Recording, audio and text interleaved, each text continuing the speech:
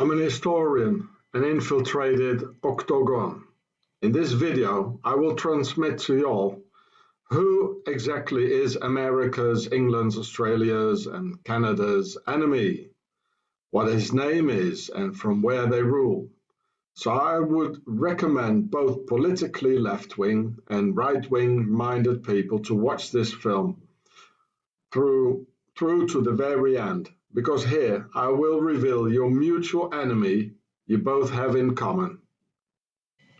My first video, The Pharaoh Show, I made 10 years ago in 2007, publishing it 3 years later in 2010. This here is my English version of my French film La Bête Suisse, Base du Diable. In German, Das Schweizer Biest, Basislager des Teufels. Already seen by hundreds of thousands.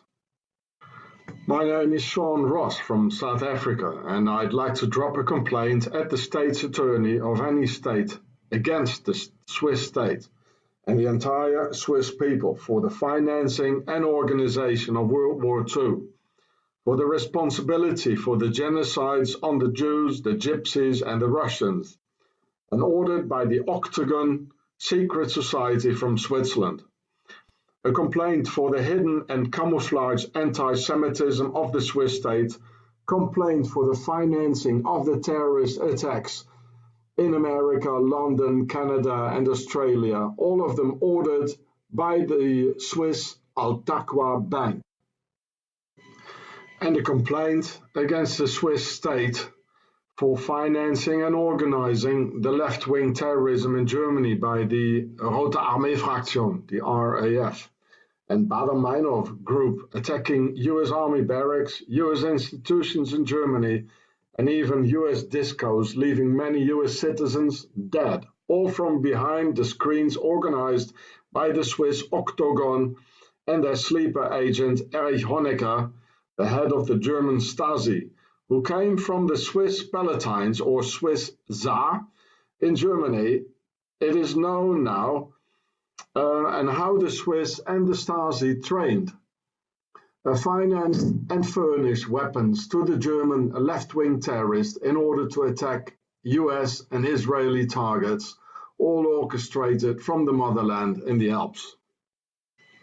And I'd like to be taken in any state's protection program because my life and those of my family and our 3 children are in serious acute danger because of the numerous murder threats by the Swiss Nazis, the same powerful Swiss organization that already financed Adolf Hitler by the Swiss general and Octagon member Ulrich Wille, and organized the Islamofascism after the war by Swiss Octagon's great eminences François Junot and Hans Ahmed Huber al-Swissri. It's a long story, and I'd need a safe place to write it all down for you in detail with names and dates.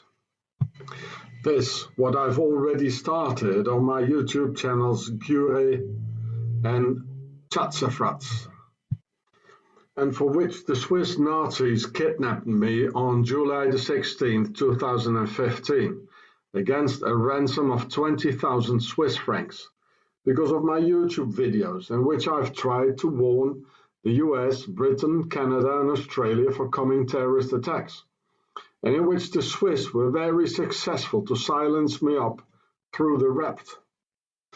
A time in which I was heavily tortured through code O2T oxygen deprivation in several Swiss torture detention centers for political prisoners. In the internet you can read about it in the Zurich files, as you can see here, and about the torture on political prisoners in Switzerland by oxygen deprivation. It's very clean, it's very Swiss, there's no proofs, it's neutral, no blood. I'd need your help to make those complaints in a court of law in any state. You can contact me on my email address in the description. And now the story.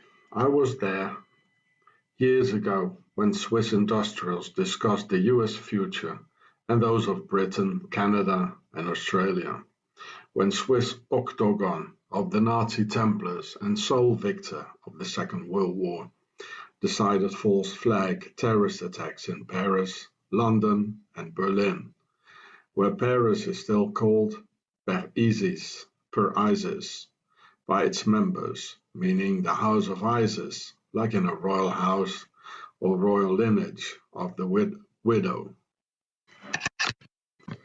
And several times I tried to warn British and US authorities for the Swiss danger, by letters, emails, by means of videos, and 3 official complaints in several French courthouses on February 11, 2014, Boulogne-sur-Mer, March 24, 2014, in Mende, and April 25, 2016, Saint-Étienne. And in 2009, the US Embassy in Bern, Switzerland even called the Swiss Nazi police to have me arrested, poked with the butt of a machine pistol in my stomach, spending hours in a Swiss police station afterwards. Now we're 2018 and 4 years passed since my first complaint, and still no answer. No phone call, no email, no letter, absolutely nothing. And with my information, the tragedies of Paris, Nice, Berlin, London, etc. could have been avoided and the Swiss Octagon arrested. Because I knew that they would hit on a Friday 13th in Paris, because on exactly this date, the French king, Philip the Fair, had all the Templars arrested in the Kingdom of France on Friday the 13th of October in 1307. And exactly because of this, the Swiss and the Octagon Nazi Templars still hate France and the French to this very day. But only 16 years before, the Knights Templars had already founded Switzerland on August 1st, 1291, in the very last year of the Crusades, because they saw the problems coming at them. Only 325 Templars were rounded up, and tens of thousands of them made it to their new base in the Alps. Therefore, the first day in August, the day upon which the Templars founded Switzerland, is their national holiday of the Swiss. All have a day off, no one works, shops are closed, and fireworks in Templar style lit in the air. Kaboom! It's Templars' Day in Switzerland. The last year of the Crusades was 1291, and the last Templar stronghold called Acres fell on May 18th, 1291. And just 2.5 months later, the sheer time to get back in the Alps, the Knights Templars founded their scion in the Alps on August 1st, 1291. The ruins of Acres now lie in the north of Israel.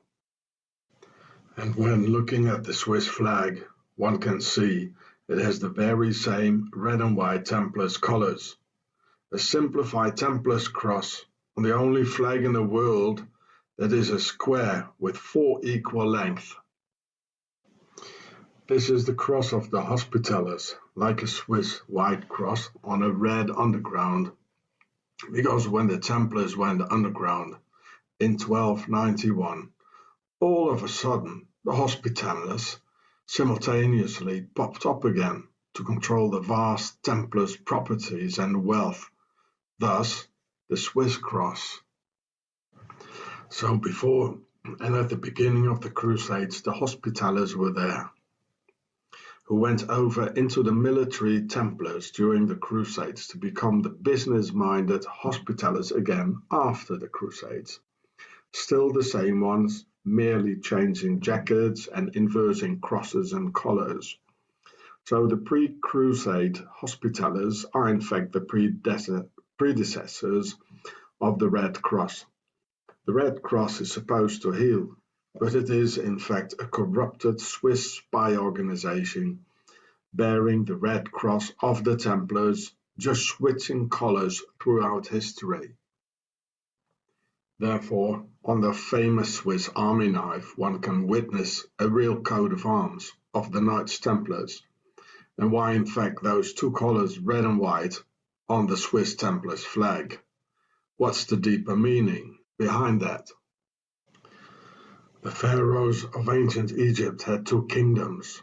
Upper Egypt in the south, called the Berhed, in Demotic, or Pharaoh's written language, which means the White House, wearing a white crown, and for Lower Egypt, in the north, in Demotic, Bertasser, the Red House, with a red crown on Pharaoh's head. Yes, exactly. It's because of this that the US President in Washington, D.C. presides in the White House, with a huge obelisk and symbol of the pharaonic domination in the backyard next to it.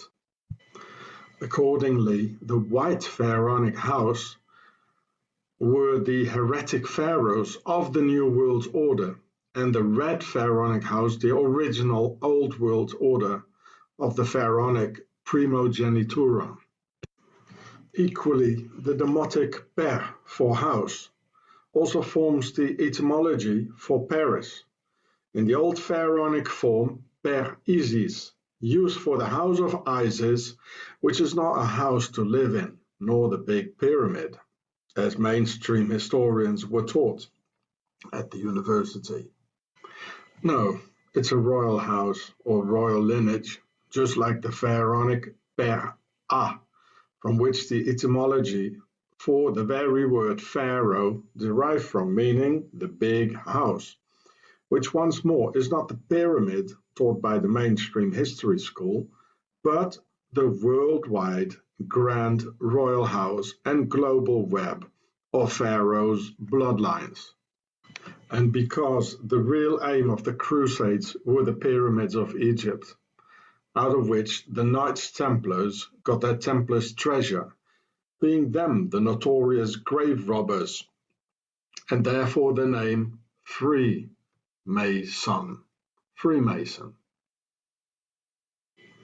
Thus, giving the two colors red and white of the United Kingdom of Pharaoh to their Templars logo, a red cross presenting a two-dimensional pyramid, as you can see here, on a white flag or garment, and in the end, to their red and white base in the Alps. Only inversed as a white cross on a red underground, and represents the Hospitallers, an extremely wealthy business organization into which the Templars partially emerged and disappeared. These two red and white pharaonic kingdoms were in a constant state of strife and war until, at a certain point, they decided to make peace with each other in order to conquer the world together, and with this goal in mind, founded the United Kingdom of Pharaoh, with the red and white crowns worn together in one single red and white crown. This is the specific reason for former German uniforms to be white, British red, and the French blue, the traditional royal colors of Pharaoh.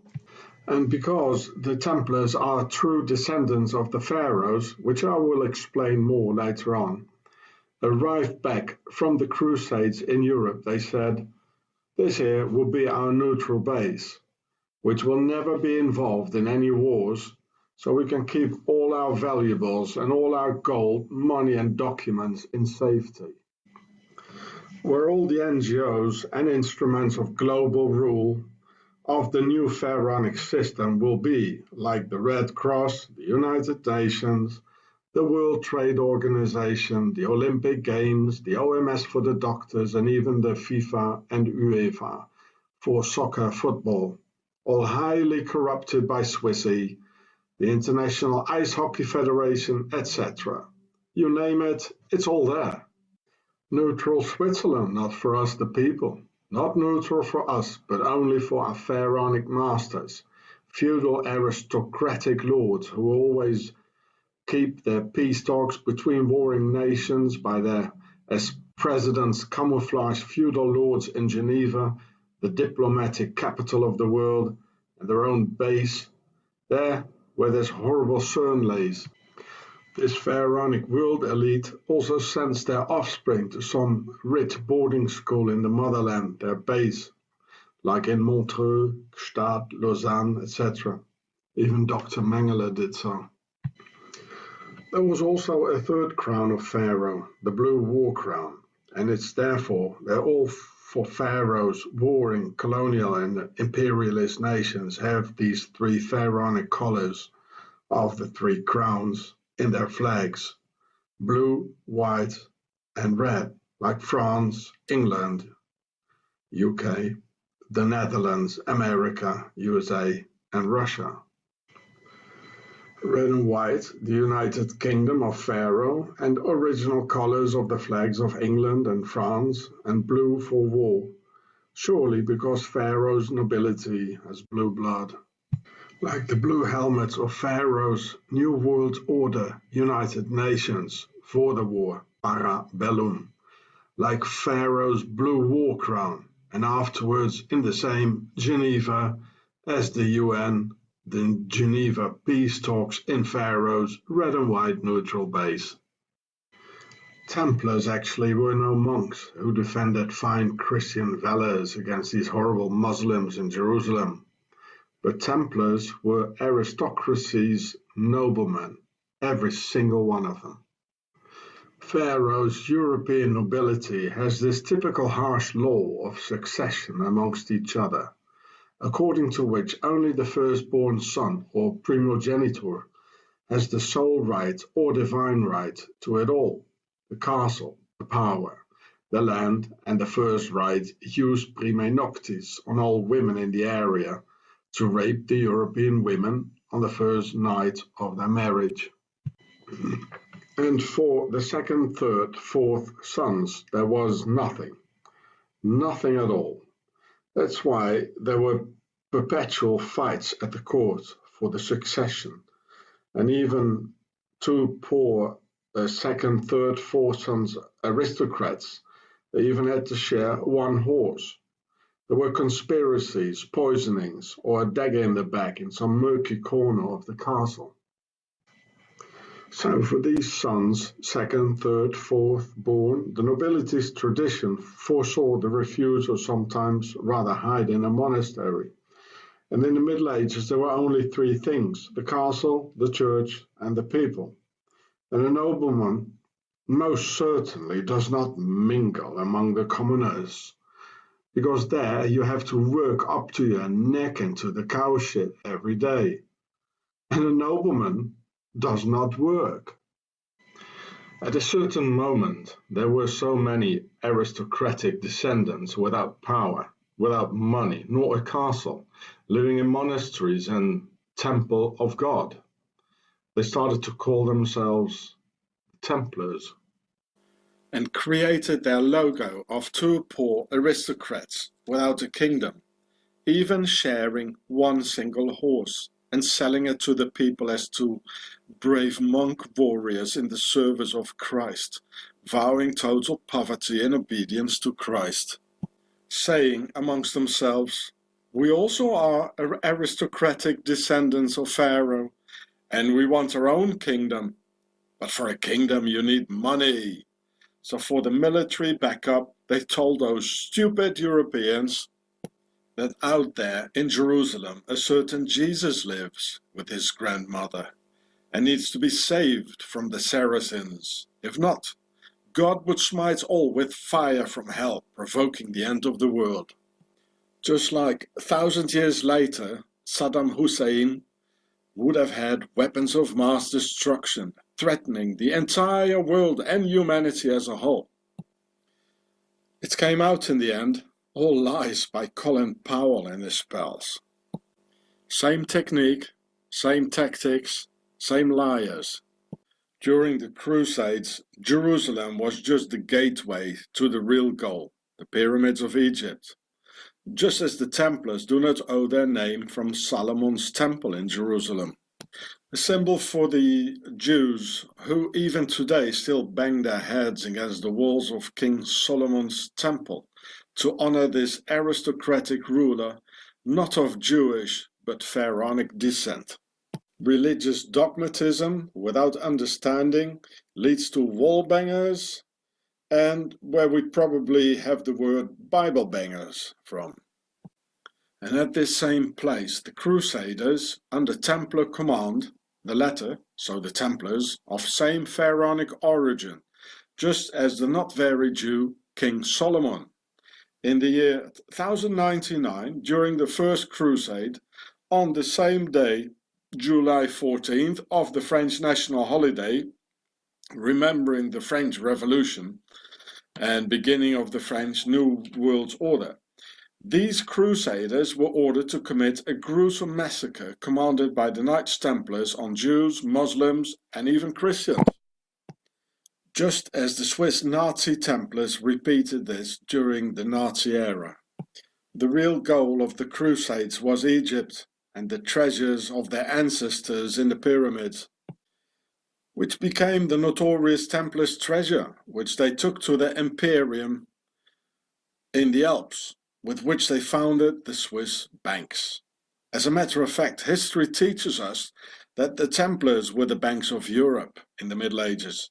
They were the world's first real bankers who invented the check, and that's why later on in history the Swiss banks collaborated with the Nazis. Because the Nazis were the Templars, who both did the same things: steal, murder, lie, collect wealth, and search for the Holy Grail and the Ark of the Covenant. So at the very same time, in 1291, when these extremely powerful, wealthy, and the world's first multinational just vanished from the face of the earth into nowhere, so the Templars I mean, at the very same time a couple of simple Swiss peasants suddenly rose against the extremely powerful Austro-Hungarian Empire of Habsburg, and using perfect military skills never seen before. Now, isn't that funny, eh? De facto, or in fact, the outcome of the entire Crusader campaign was decided in and by the large quantity of available Arab soldiers, and where Saladin, or Salahaddin, was the Caliph of, or King of Egypt, so to speak. And this is why Saladin, the aristocrat from direct Pharaoh's bloodline, has let the Crusaders go free in the reconquest of Jerusalem in 1187, October the 2nd, and spared all lives, where eyewitnesses of the time confirm how priests had their donkeys fully loaded. Well, yeah, this was the notorious Templars' treasure, and those priests, in fact the Templars, and not because Saladin the warlord had such a noble character, but because he was initiated into the worldwide aristocratic internal conspiracy of the new system of ruling or New World Order. He in fact let them all go, and with them all their belongings. Oh my, isn't that generous in a 200-year war upon life or death? Jerusalem was just a temporary safe house of the Templars' treasure, no more than that. And the Temple of the Templars was not Solomon's temple in Jerusalem, but just a monastery and God's temple. Not one in particular, but many, all over France and all over Europe. And Saladin was a New World Order traitor, lying to his subjects and conspiring with his European aristocratic brothers of his own Per-A people in another geostrategical war around Pharaoh's treasure, just like the ones today for the opium in Afghanistan and the oil in Iraq, Syria, Libya and the rest. Dear Muslim people, the enemy is not the white man, who suffered even more than you.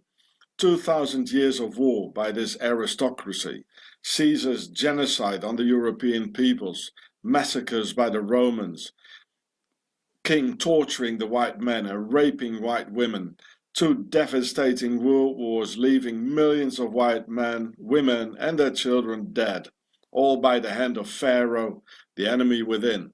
And look here, how the German emperor, here it says, William II, King of Germany, who murdered millions of Germans. How they give presents among each other, here to Saladin, Salahuddin. And they were conspiring together, wakey, it's the same aristocracy, you know, the king of Morocco, the emperor, or the king of Saudi Arabia, the Emirates, they're all friends with the European aristocracy, and we die. Arab people die, Turkish people die, European people die, German, English, the Franks, and they live. Wake up, everybody. Yeah, look at it. This is a marble tomb. You know, they're all pals. It was given by the German emperor to Salahuddin, and afterwards, of course. You see here the sun hieroglyph here? See my film, The Pharaoh Show. They're all a bunch of pharaohs, and they have us kill each other. I make a lot of good encounters with Muslims. They're not the enemy. Of course, they're not all good, you know, but they're not the enemy. A lot of Muslims, they help me, they feed me, they take me hitchhiking, Turks and Arabs. I have no problem with them. Just like Cassius Clay, the boxer, said, I have no problems with the Viet Cong. The white man is indeed the biggest victim in the entire history, because he dared to fight back in a way no other race has ever done. But they fight us from within, like a cancer or a virus, and they look like us now and talk like us through the jus prime noctis, the rape of our women, where they injected their pharaonic genetics like into our women. Yeah, look, this is what they did in my country, South Africa. Concentration camps, killing 28,000 children, and because they couldn't win the war. And this was Lord Kitchener, an aristocrat, and Lord Winston Churchill, born in Blenheim Palace, the son of a duke. It's all pharaohs, and they kill us. You know, that's the enemy.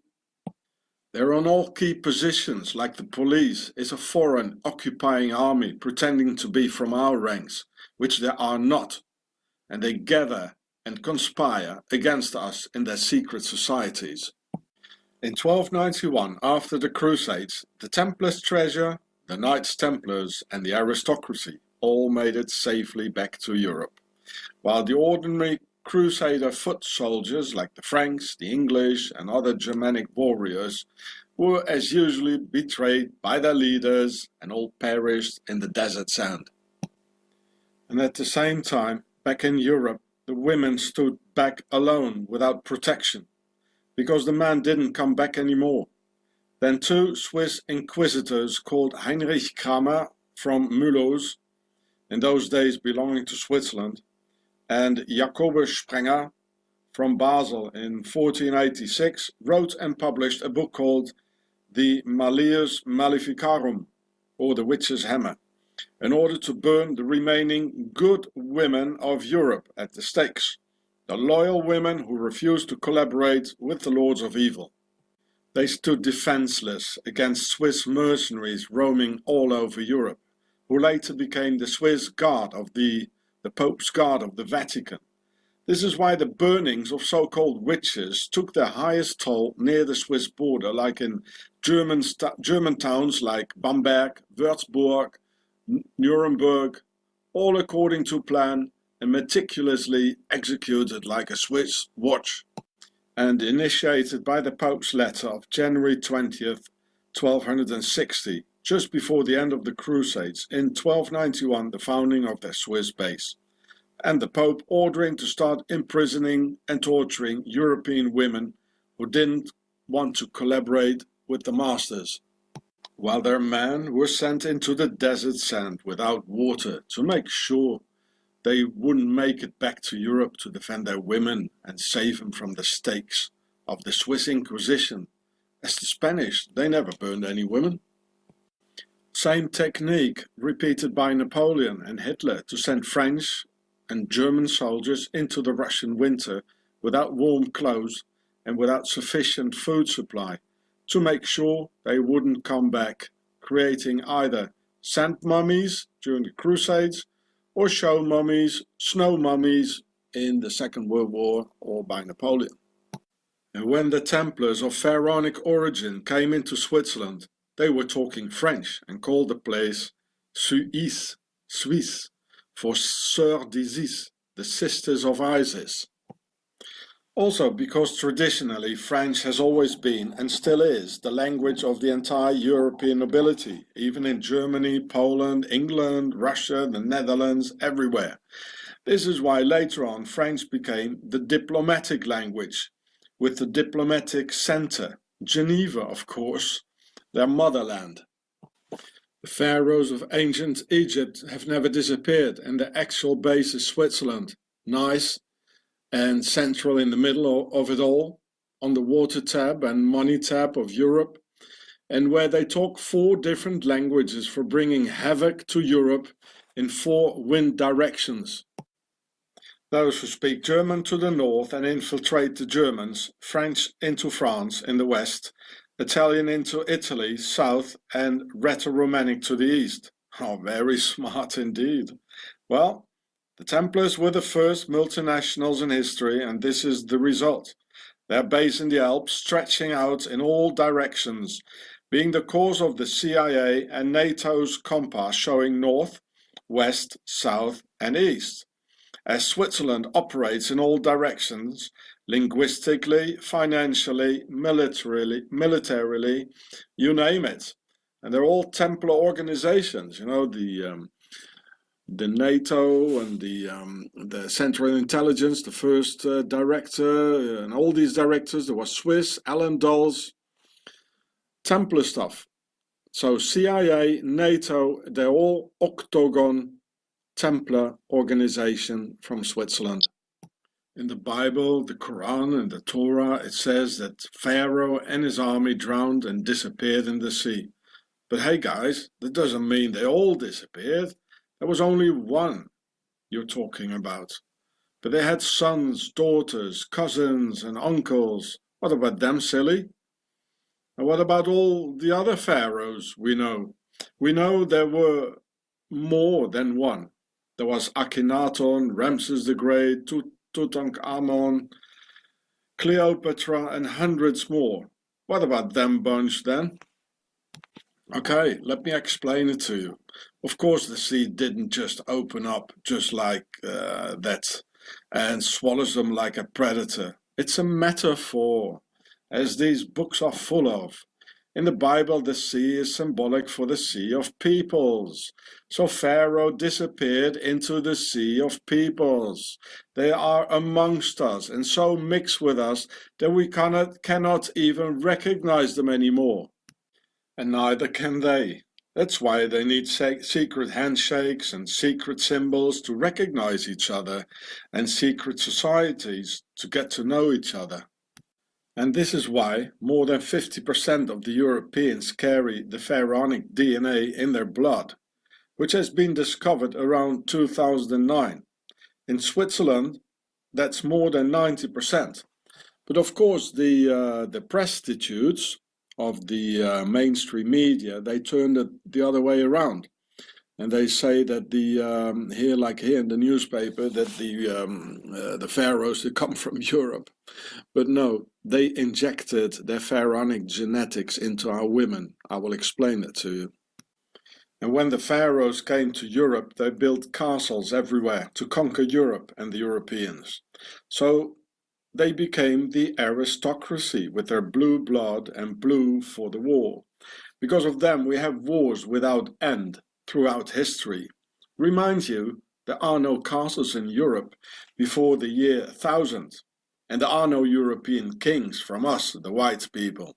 There is not such a thing as an original European king. It's all imports from Egypt and forced upon our lives through terror, rape, bloodshed, wars, and many lies and deceit. Wake up, people, and see Pharaoh with their blue aristocratic blood thrashing down into humanity. Castles from the year 1000s are extremely rare. So roughly speaking, there were no castles from before the year 1000, and there were no aristocrats from before the year 1000. There was no nobility before the year 1000. So, where did they all come from, all of a sudden, eh? Well, we know who the builders are with their pyramids, viaducts and squares and compasses, don't we know? Not even 100 years ago it was still perfectly clear that everything belonged to the aristocracy, the nobility, the land, the power, and even our women through the first rite of the jus primae noctis, the bride having her first night after the wedding with the lord in his royal bed in the castle. That's why so many Swissies have that cold pharaonic genetics running through their veins, meaning that the aristocracy are the descendants of Pharaoh, who injected their pharaonic genetics into the whole of our women on that first night, if you know what I mean. Or do you really think that the aristocracy just left it all 100 years ago and just gave all the power on earth away to some politicians and their police state? Nah. And like Pharaoh and the aristocracy, today's ruling elite still don't talk with us and still only marry amongst themselves, because it's still the same bloodline, just changing jackets.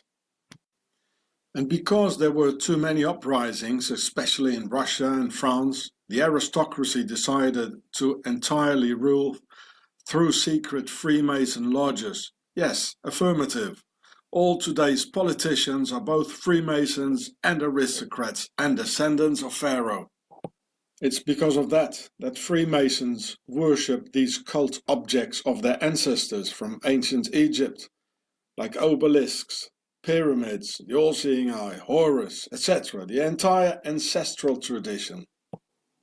As a fact, more and more descendants of Pharaoh were born over the years in the various castles of Europe, who all wanted to be the king, thus leading to various wars between kings, castles, and royal lineages, fights about kings who wanted to stay king forever, pass the kingship down to their children and all descendants ever after. There were more and more sires, and pharaohs who all wanted to be the king. And that's why one war followed up the other, in which the normal man, we, only let his life and do the wars for them, as on a chessboard, therefore the Freemason checkerboard configuration. At a certain point, they agreed it couldn't go on like this any longer and constantly destroying it all. There had to come a new system, a system in which any one of them could be the king for a period of 4, 5, or 7 years. And so, democracy, the hidden feudal system, was born. But who's going to vote? Because none of us is neutral, they said. Well, let's create a sort of circus in which we let the people vote, or the demos in Greek.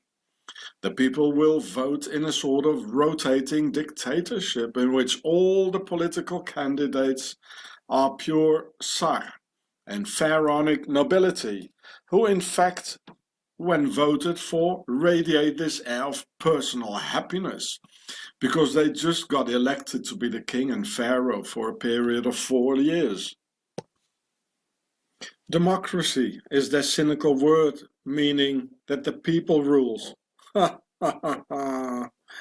That's why there are the Bilderberger on all controlling internal organization, which already existed during the times of kings, but under another name, to solve the internal troubles of these pharaohs amongst themselves.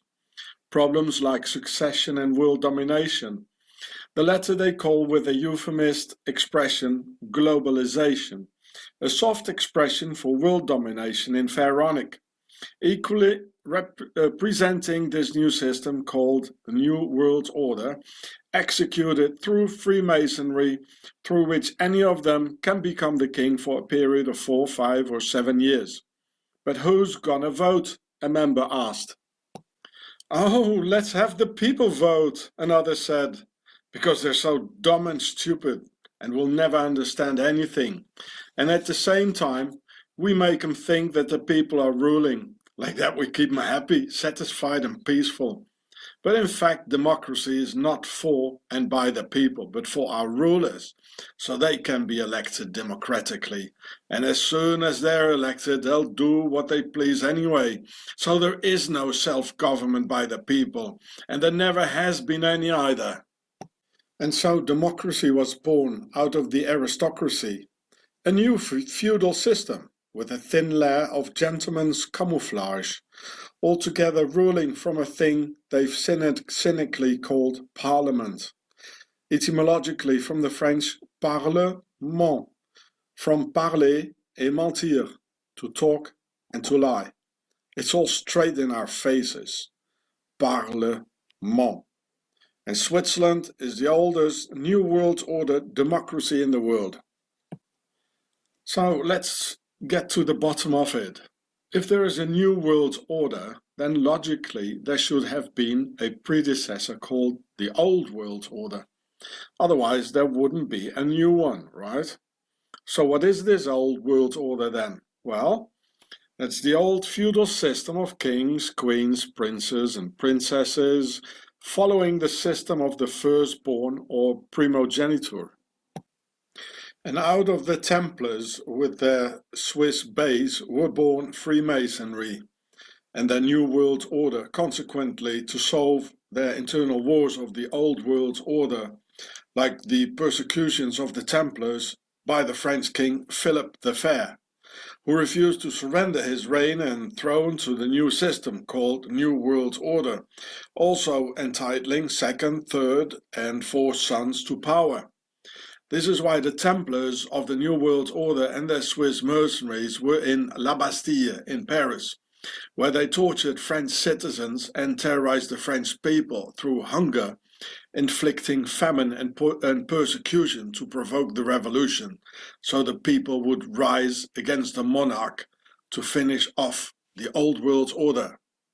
And so it happened in 1793,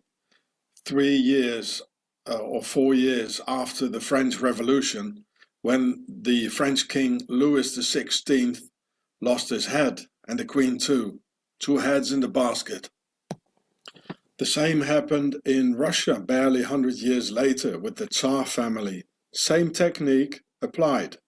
Never in history there has been a revolution by the people, but they were a transition from the Old World Order to the New World Order. And the slogan liberty, equality and fraternity are not for us the people in the promising new era, because we're still the slaves of our feudal lords. Fraternity to end the fight between the king's son, who should be brothers, and this is why a Freemason lodge is called a fraternity. Equality amongst the king's sons and no more primogeniture, more rights to the firstborn than to the others, and liberty, so all brothers and king's sons have the liberty to become the king for a period of 4 years. This is why the French Masons gave the Statue of Liberty to the US, being the first nation after Switzerland to obtain the New World Order in 1776, and just 13 years before the French, in 1789. And think of the 13 stripes in the flag, folks. Well, there are more reasons for that as well.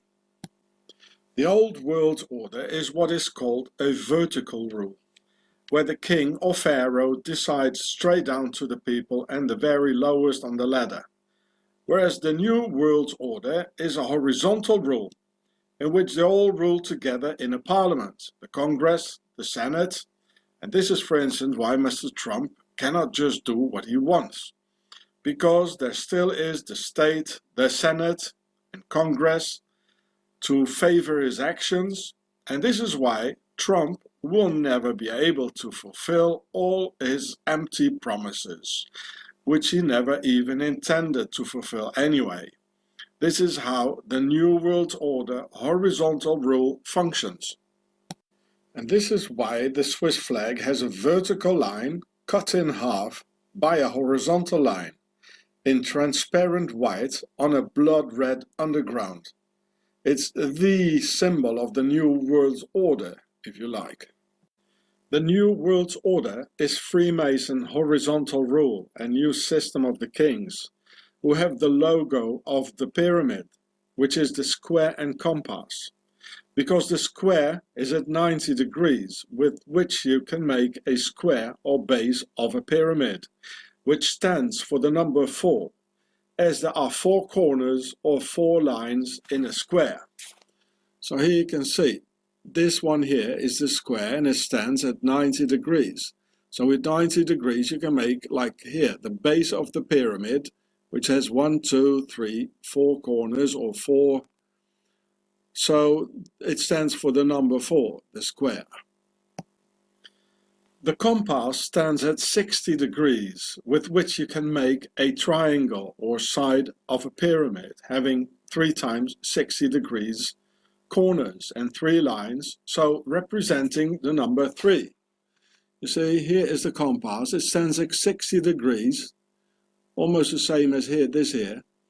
So it's not entirely, but so with this thing here, you can make a 60 degree pyramid. So that's the side of a pyramid. So with this thing, you can make, in fact, a pyramid, 3 plus 4. So 4 plus 3 makes 7, the holy number of Pharaoh and the pyramid. Therefore, the 7th letter of the alphabet is a G, and positioned between the square and compass, the symbol of a pyramid by Pharaoh's descendants, the Freemasons, who in the higher degrees are all royals of Pharaoh's nobility, and their new horizontal system of the New World Order. And in the New World Order, we all must carry an identity card with our personal slave number on it. And when the uniformed king's knights knock on the window of your car, "Papers, please," then this is a slave control, like a farmer controls his cows.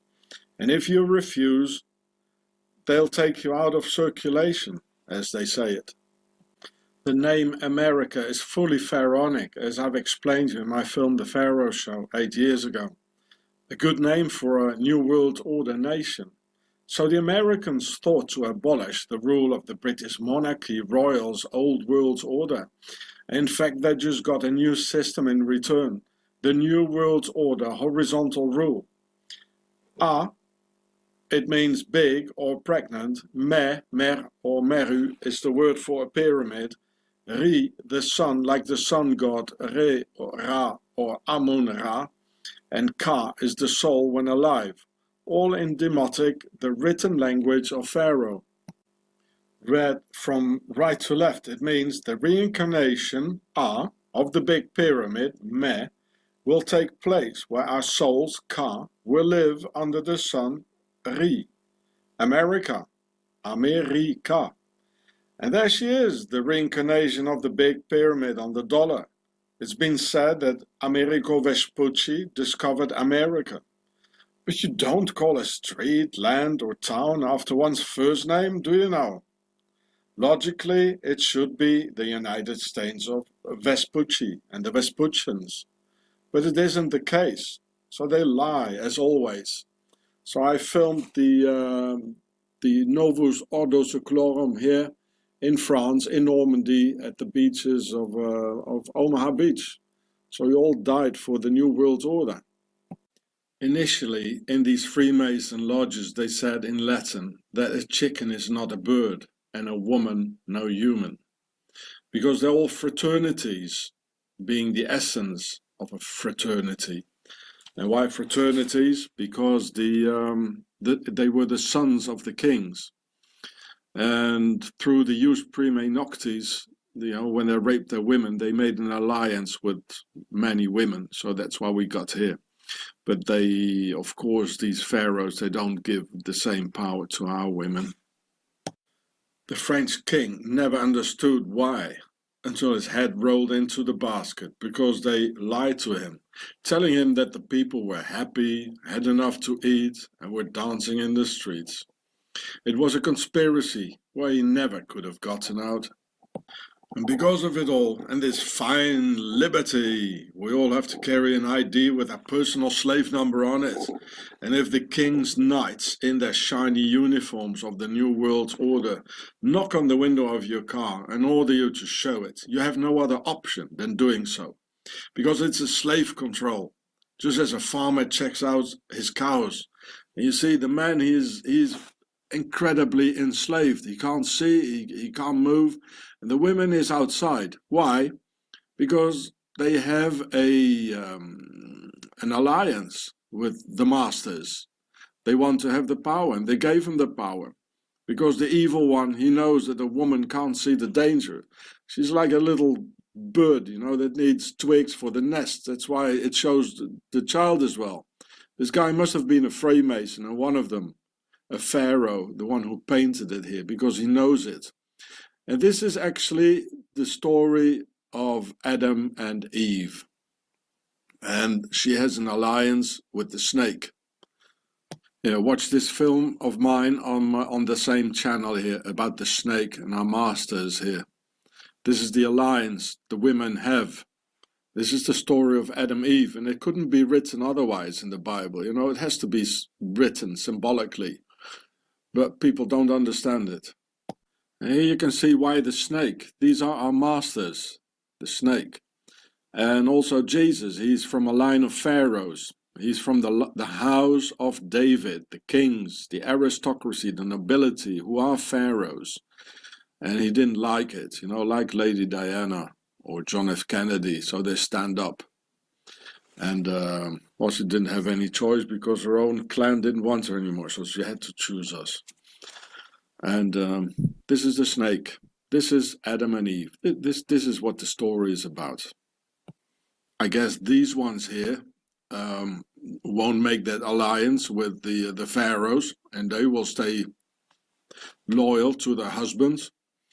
And that's why Pharaoh's going to kill them. They're going to, just as they did with the Jews, they're going to wake up in a concentration camp.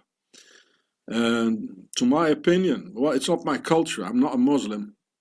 But to my opinion, these women still look like women. Not like the European women with their hormone pills who don't even look like women anymore. They don't behave like women. We are lost, yeah? Right after the French Revolution, Freemason Napoleon came with a hidden hand under his jacket, a Freemason sign, and spreading the New World Order all over Europe through massive wars, abolishing the nobility out of the people's eye as a distractive maneuver. In reality, they went underground and disappear within the sea of peoples once more. This is why there is the hidden hand.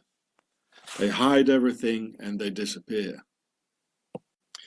This is how the Templars little by little infiltrated the French and later on the US society with the help of Swiss mercenaries under Templars' command, who are now on the highest key positions of France, the US with 1 million Swiss Americans and in fact the entire world. Like Swiss Manuel Valls and former Prime Minister of France, Marine Le Pen of the Front National, openly showing a Swiss flag, saying she wants a Swiss system in France. Well, not bad for a French nationalist, eh? To identify herself with a flag of a foreign nation. And look, even the Prime Minister, no, not the Prime Minister, the Foreign Minister of the UK, Boris Johnson, he's of Swiss descent. The Swiss, they came over the Palatines, just like Trump and Obama. They came to England and the US. And the woman was a nobleman, a member of the nobility, the mummy. Watch all my videos on my YouTube channels, Gjure and Chatsefrat, for further proofs. It's all there. Just think of the Vatican Swiss Guard and their bloody history butchering the defenseless. Oh yeah, that's what Swiss is good at. And in 1831, because of these fine Swiss qualities, the French Foreign Legion was also founded by the Swiss, with their first leading commander, the Swiss Colonel von Stoffel, of pure Templar descent, of course, and under the French king, who had lived most of his life in Switzerland. just like Mussolini, Lenin, Marshall, Pétain, Rudolf Hess, Mengele, etc. They all lived in Switzerland for a big part of their lives, and where they got taught and instructed by the Swiss Brotherhood of Evil. Watch this film, it explains a lot. The symbol of the pharaonic dignity par excellence is the lion or the sphinx, and therefore an aristocratic coat of arms is always held by two lions, each on either side, or one or two lions at the entrance of a castle. But there never were any lions in Europe. This means that in the UK and the American, Australian, Canadian and New Zealand colonies, a foreign power has always ruled, because we in Europe have wolves and bears and no lions. This is the coat of arms of Sweden with the 3 crowns for Isis, Horus and Set. It's always 3. And of course there were no lions in Sweden. I mean, it's too cold. A lion has to lie in the sun and do nothing, just as their counterparts of the nobility of Pharaoh lie in the sun and do nothing. And how knew the aristocrats in the Middle Ages at all about the existence of some lion, while the average Englishman or other European didn't even know what was happening on the other side of the hill, at the end of the valley? And I even filmed medieval castles in Europe, France, like this one here, with huge obelisks and symbol of the pharaonic domination in the backyard, just like at the White House, the Washington Monument in Washington, D.C., and still the same thing going on everywhere. How did they know it all, what an obelisk was in the deep Middle Ages, if not the entire aristocracy and nobility were descendants of Pharaoh? Well, anyway, they were, and still are, not homegrown European aristocrats who had never seen anything else than good old damp and cold northern lands. Let me tell you that for sure. There are no European kings, queens, princes, princesses, dukes, earls, marquises, barons and counts, and there never were either. They're all import from Egypt of the pharaohs, who never drowned themselves into the Red Sea either. They're here, folks. They are the war makers, our lords, generals, presidents, and Switzerland is their base of evil. Now look at this here. What do you think this is? Eh? Well, it's a pyramid with the world domination on it. A crown. They're all pharaohs. They're not from here. When I translate Ari as in aristocracy, aristokratie, or the Aryans, Arion, in German that's Arier, the Aryans, in Demotic, when I translate it in Demotic, which is the written language of Pharaoh, then it means big or pregnant. And when a woman is pregnant, that's quite big. And Ri is the sun. As the sun god, Re, Ra, or Amun-Ra. So Ari means pregnant sun, that they've come from the sun and were born up there, these pharaonic sun worshippers who call themselves Aryans, that they've descended from the heavens and are not from here. And when focusing the complexity of their works, like the pyramids, their superior knowledge, and the sly and utter ruthless way of dominating humanity, then it should be clear why they have as such and see themselves as the superior race standing over us, where in demotic language of Pharaoh, aristocracy and Aryan are one and the same thing. My dear Muslim brothers, my dear right-wing nationalists, and my dear ultra-left-wingers, the enemy are not the Jews, as the Swiss Templar Nazis want to make us believe, but the enemy of the US, the UK, and the entire Anglo-Saxon world are the pharaohs, and Pharaoh's aristocracy, with their main base Switzerland, of the Nazi Templars.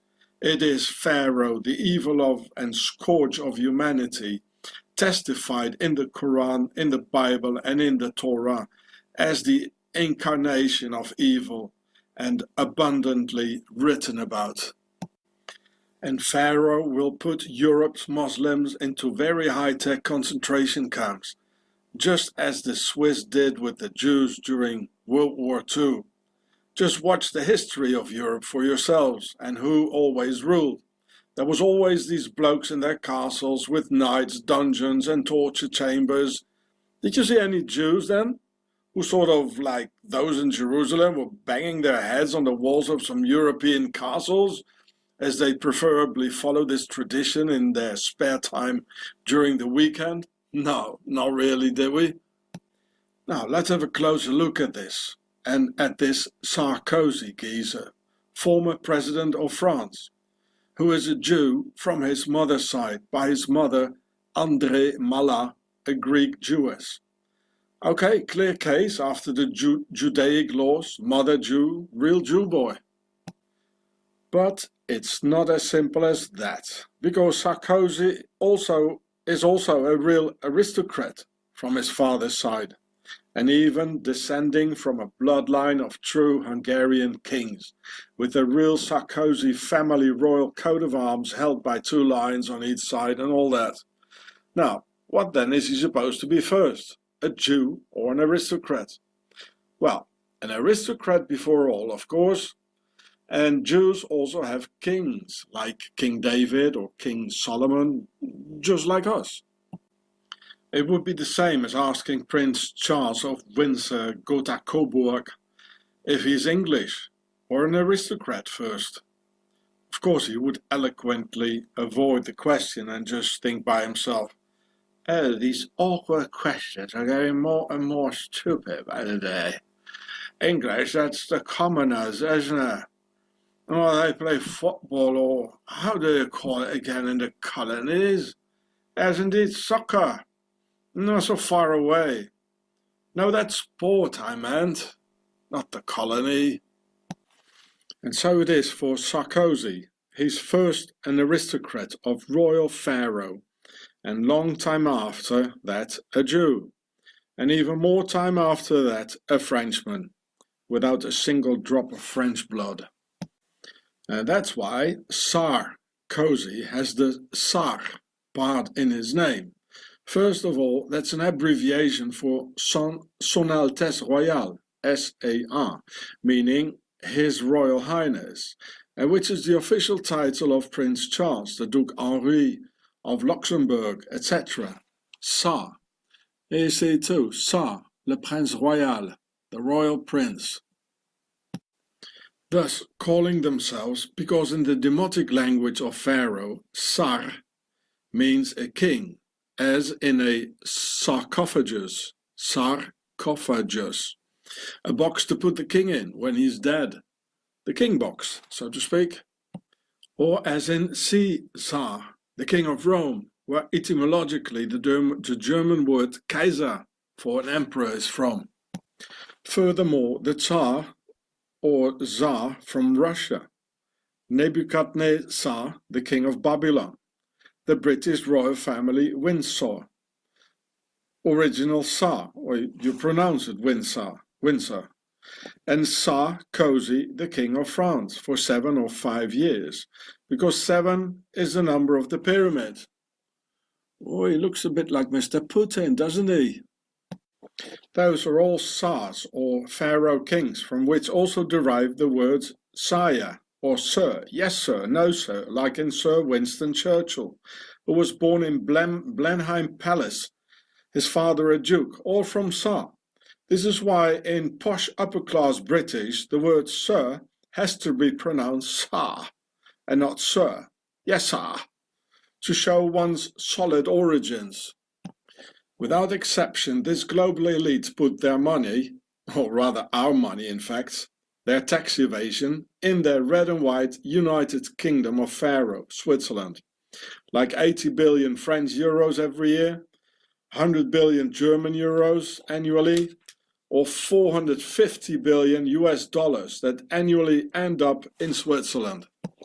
Because throughout history, the aristocracy nobility never paid any taxes, but it's them finally who invented taxes so they could parasite on the backs of some starving people while they partied at the court of the castle, with our women, food to scoff and beverage for the fun, all taxed together.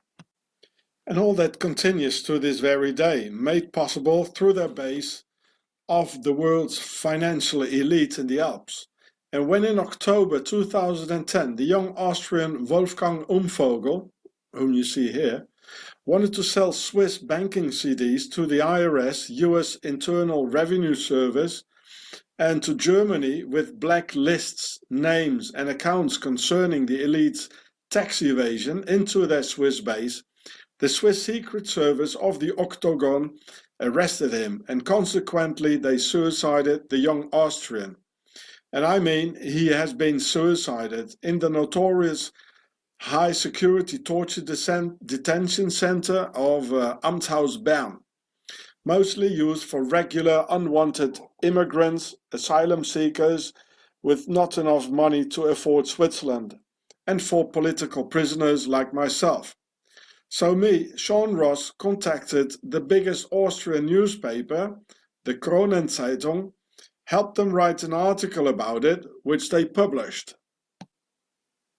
And it appeared in that newspaper that the young man was suicided after he had been severely tortured by code O2T oxygen deprivation. See the Zurich files in the internet. So here you can read my name here in the newspaper, and he was tortured with O2T. So when the 100% corrupt and fascist Swiss authorities read the article and on top of that my name in it, the Swiss Octagon sent me an anti-terrorist squad to arrest me, intimidating me and my family by doing an entire grand-scale house search, a huge operation of which the mafia would be proud. This happens when you criticize the Swiss and their all-powerful banks. My arrest got published in the biggest Swiss newspaper called Blick, which I filmed and uploaded on YouTube afterwards, so you can see that here. I became threats from Swiss policemen who were all infected by some weird Swiss fascist ideas. They hit me and incessant arrests wherever I went, putting things together to criminalize me in order to make me shut up and stop me from expressing myself. And I have witnesses and video recordings of that all. But in spite of the obvious range of proofs, the Swiss fascist judiciary just forbid me to talk more about the daily Swiss terror instead, opening all the doors for even more Swiss legal terror.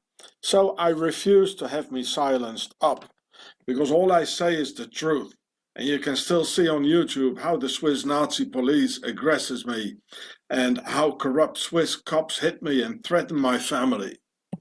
In fact, all I've published on YouTube, I did so under the First Amendment of America and under US law. So in fact, by international standard law, the Swiss fascist judiciary has no jurisdiction at all over what I've published in San Bruno, California. That would be the State Court of California responsible for any possible court case, and not the banking laws of Switzerland and their Nazi censorship. But Swissy don't care about any law at all. They never did, and they just can do what they want. Now the corrupt Swiss Nazi Court of Justice is threatening me with even more prison time if I'd reveal the names of those violent, corrupt Swiss cops again. But they're still available in some of my other videos, which even under torture and imprisonment I didn't take down, as they wanted me to do so. Swissy tries to impose the Swiss laws of silence on the US First Amendment. So, under this Swiss tyranny, I decided it would be wiser not to go out alone anymore, and I stayed most of the time inside over a period of 4 long years, not going out at all for months in a stretch, because there was nobody who wanted to accompany me on a walk outside. Until again, in a large police operation on July 16, 2015, the uniformed Swiss state Nazis kidnapped me in front of my utterly shocked and crying children. 3 and 13 years old, against a ransom of 20,000 Swiss francs, or several years in prison. So there I stayed for the next 3.5 months in several high-security torture detention centers, lost more than 30 kilos in 3 months, until my wife had the rest of the ransom together while making huge debts. Wolfgang Umvogel, the Austrian whistleblower about the Swiss banks, was dead, but I was still alive. And where should I get 20,000 Swiss francs from all of a sudden? You know, the ransom this criminal organization they held me in prison for. I'm not a criminal with lots of money stashed somewhere. In fact, the Swiss Nazi police and their judiciary are a terrorist organization who kidnap people for ransom, only for expressing themselves about things they don't want you to say, nor even think. Thought crime, they call this. Today we see all over Europe a dangerous tendency rising of Nazi organizations like the Swiss SVP, the French Front National, or the German NPD. Call their members after Swiss example to join the police. The army, fascist student organizations, and finally the Justice Department and politics. And in Switzerland, we're back in Nazi Germany in 1933 already, since quite a while. For all these organized Swiss crimes against me and my family, Swiss crimes against Europe, Swiss crimes against humanity, and for these indescribable Swiss crimes against the Jewish people, as Swissy Nazi Templars organized the Holocaust and the Second World War. For all this, I would like to make an official complaint somewhere. And for all I talk here, I have documentaries on my YouTube channel, Gjure and Chatsé Frats, like the murder on the French minister Robert Boulin 30 years ago, organized by the Swiss Octagon Nazi Templars, about the poisoning of the entire French town Le Pont Saint-Esprit, leaving several dead. So the Swiss could better sell their LSD to the CIA MK-Ultra monarch, with CIA Director Alan Dulles and J. Edgar Hoover of the FBI, both of Swiss descent. Hoover's real name was Huber.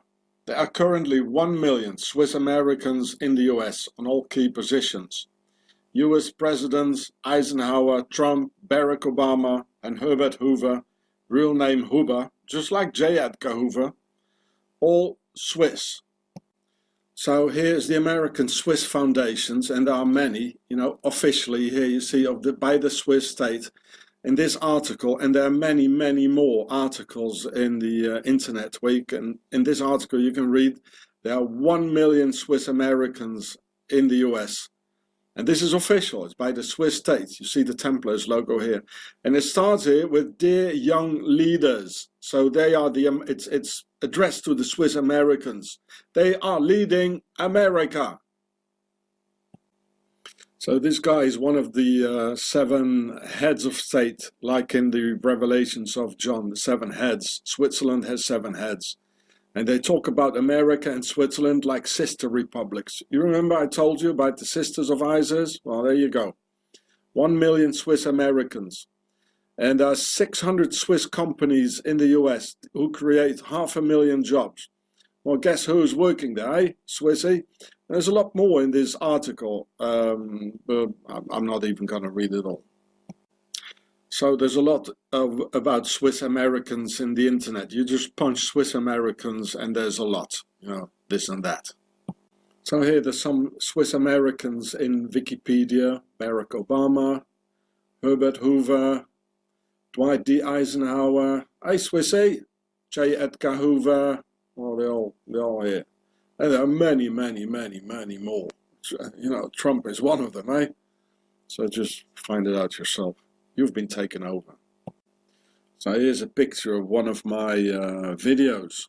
You see how they look alike? Look at the mouth, look at the eyes, the nose. They are the same. It's the same people who rule over the US. Both of these people, their names were Huber. You know, look at the eyebrows. It's just, they are the same. Look at the nose, where, you know, the eyes, and they are the same.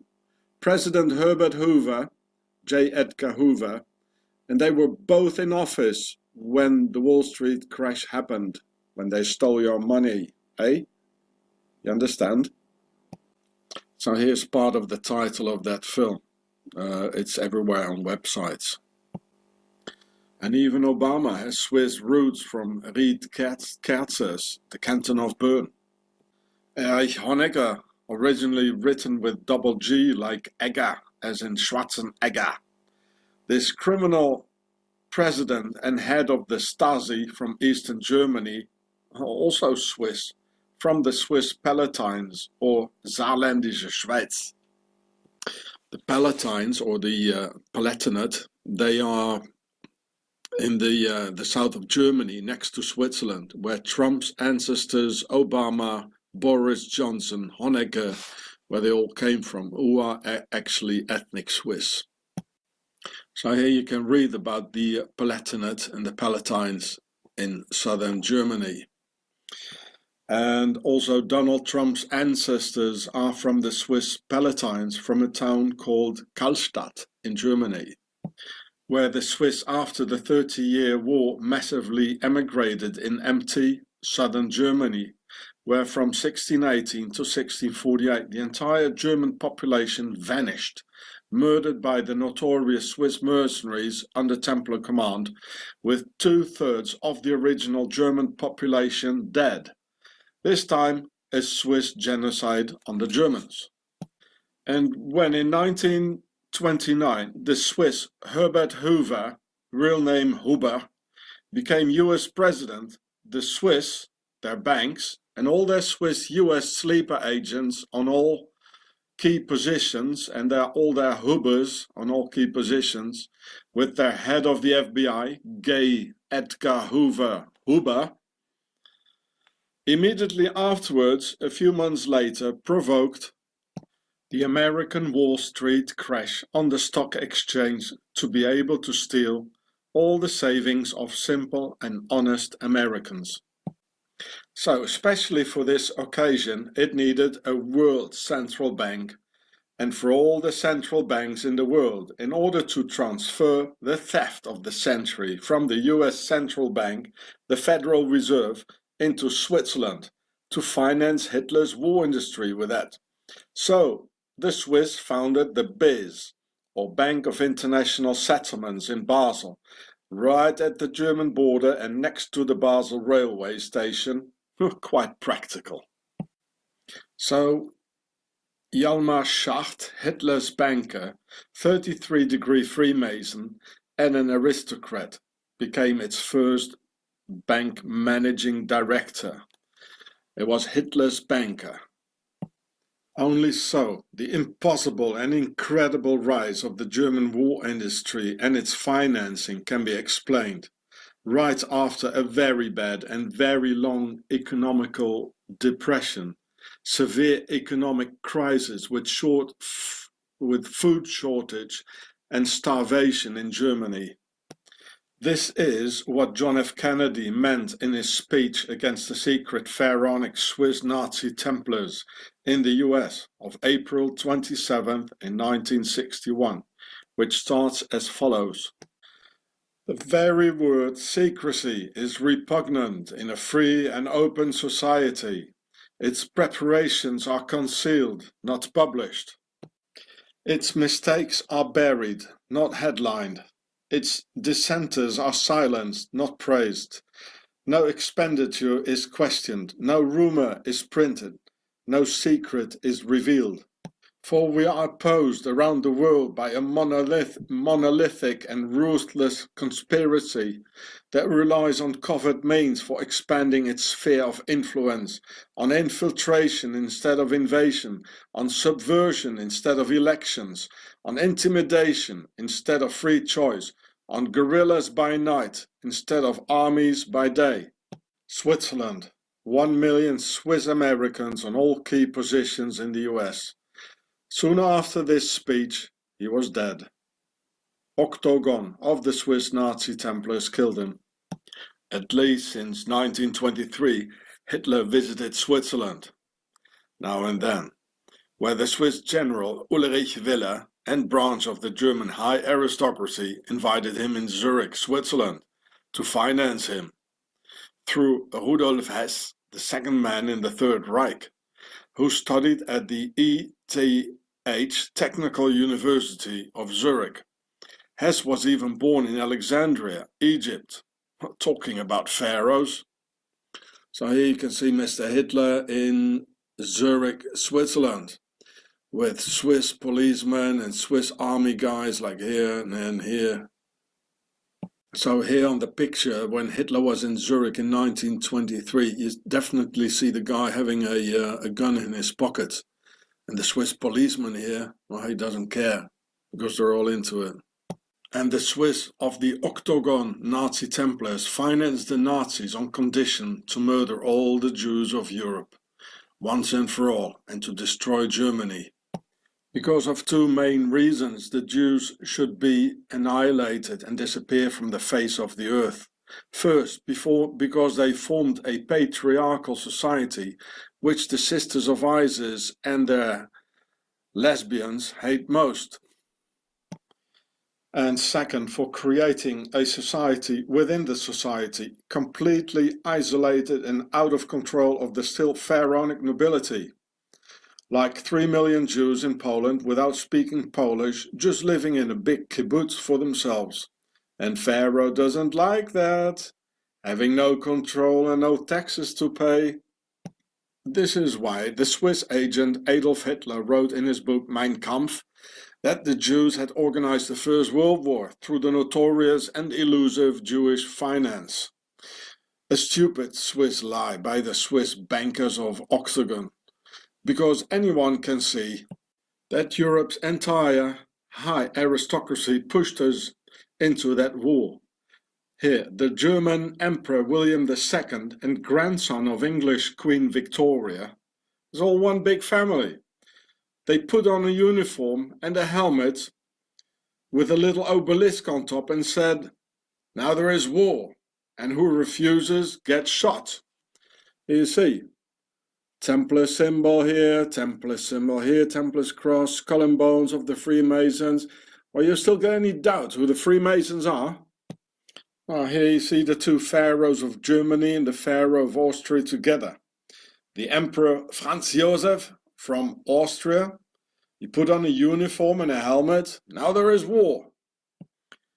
And this is why Swissy had to murder Empress Sissi, backwards for ISIS, in Geneva, Switzerland, just before the war, because she was an active pacifist and anti-militarist. Here in my video, Swissy killed Sissi. The King of Italy, uniform, helmet on, now it's war. And look at all the medals. Whoa, he must have been a brave man. Look at it. And look at it. He's saluting in a uniform. What a brave man. The Tsar of Russia and King of England, same thing. They all put on a uniform, and Europe's entire nobility ordained the people of Europe to the big dying. I'm sorry, no Jews responsible for that one.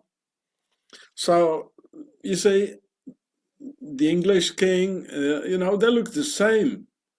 They are cousins. They look exactly the same. Oh, look at all the octagons here. What a brave man. Look, this battle here and a battle here. Wow, he risks his life and all that. And look at this one here. Wow, so brave. They give a good example. So we follow that, eh? Here, you can read it with me. At the time of World War I, the King of Britain, Russia, and Germany were all first cousins. When asked about World War I, Kaiser Wilhelm of Germany sarcastically remarked, "If my grandmother, Queen Victoria, had been alive, she would never have allowed it." This is the First World War. We died, millions of us. Hey, Mr. Hitler, where are the Jews then? Hey, Swissy, you liars. It was, as always, the aristocracy and nobility behind all the wars and 2 world wars. And this is why Hitler always had a painting of German Emperor Frederick the Great with him, also called Fritz the Faggot by the people for his bad taste of seducing young soldiers, leaving them no other choice really. Here you see the office, the bureau of Mr. Hitler with a painting of his ancestor, there's no doubt, Frederick the Great.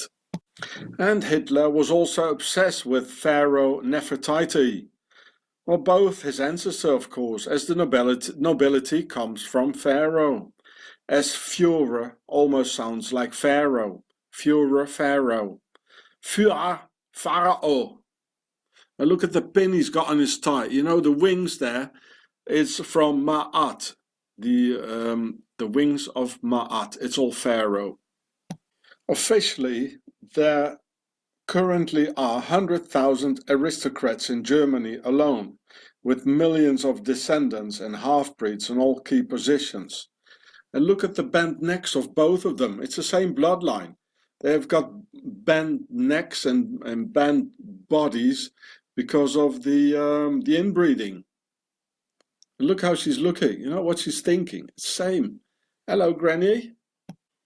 So here's another film of mine in which I explain a lot more about it. You see the obelisk, and here was Hitler was sworn into the chancellor, and that is why the Reichstag was set on fire, because Hitler wanted to be sworn in for German chancellor in Potsdam. So this is in Potsdam, and seat of the Sanssouci castle, which is just around the corner.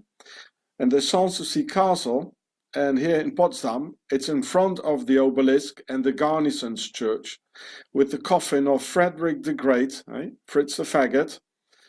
It's in it, and not, he didn't want to be sworn in the German parliament, or a Reichstag, more or less, which is a symbol of the German people and the idea of democracy. Well, the idea of democracy in theory only, of course.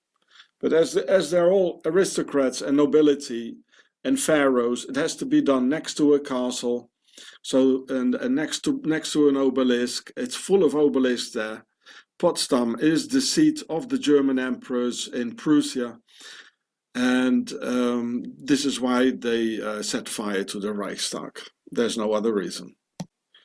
So every time when you see here the YouTube signs here and the title like under it, and here the YouTube, make it bigger, you know, then you know it's I make a reference to one of my YouTube videos, which I already made on the subject.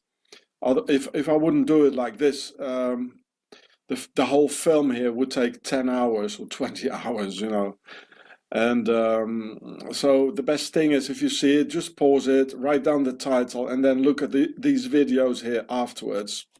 I say it only one time here, and there were quite a few videos already which I made a reference to before. So yeah, so after financing Hitler by the Octagon of the Alps, the Swiss put all their men on all key positions and on all leading offices of the Nazi dictatorship, like the Reichs Health Minister of the Third Reich, the SS Obergruppenführer, an SS General, the Dr. Leonardo Conti, you can see him here, with the nickname the Swiss Sadist, because he initiated the T4 or Tiergarten 4 program, enabling medical experiments on humans, doing so on about 500,000 persons, using them as guinea pigs.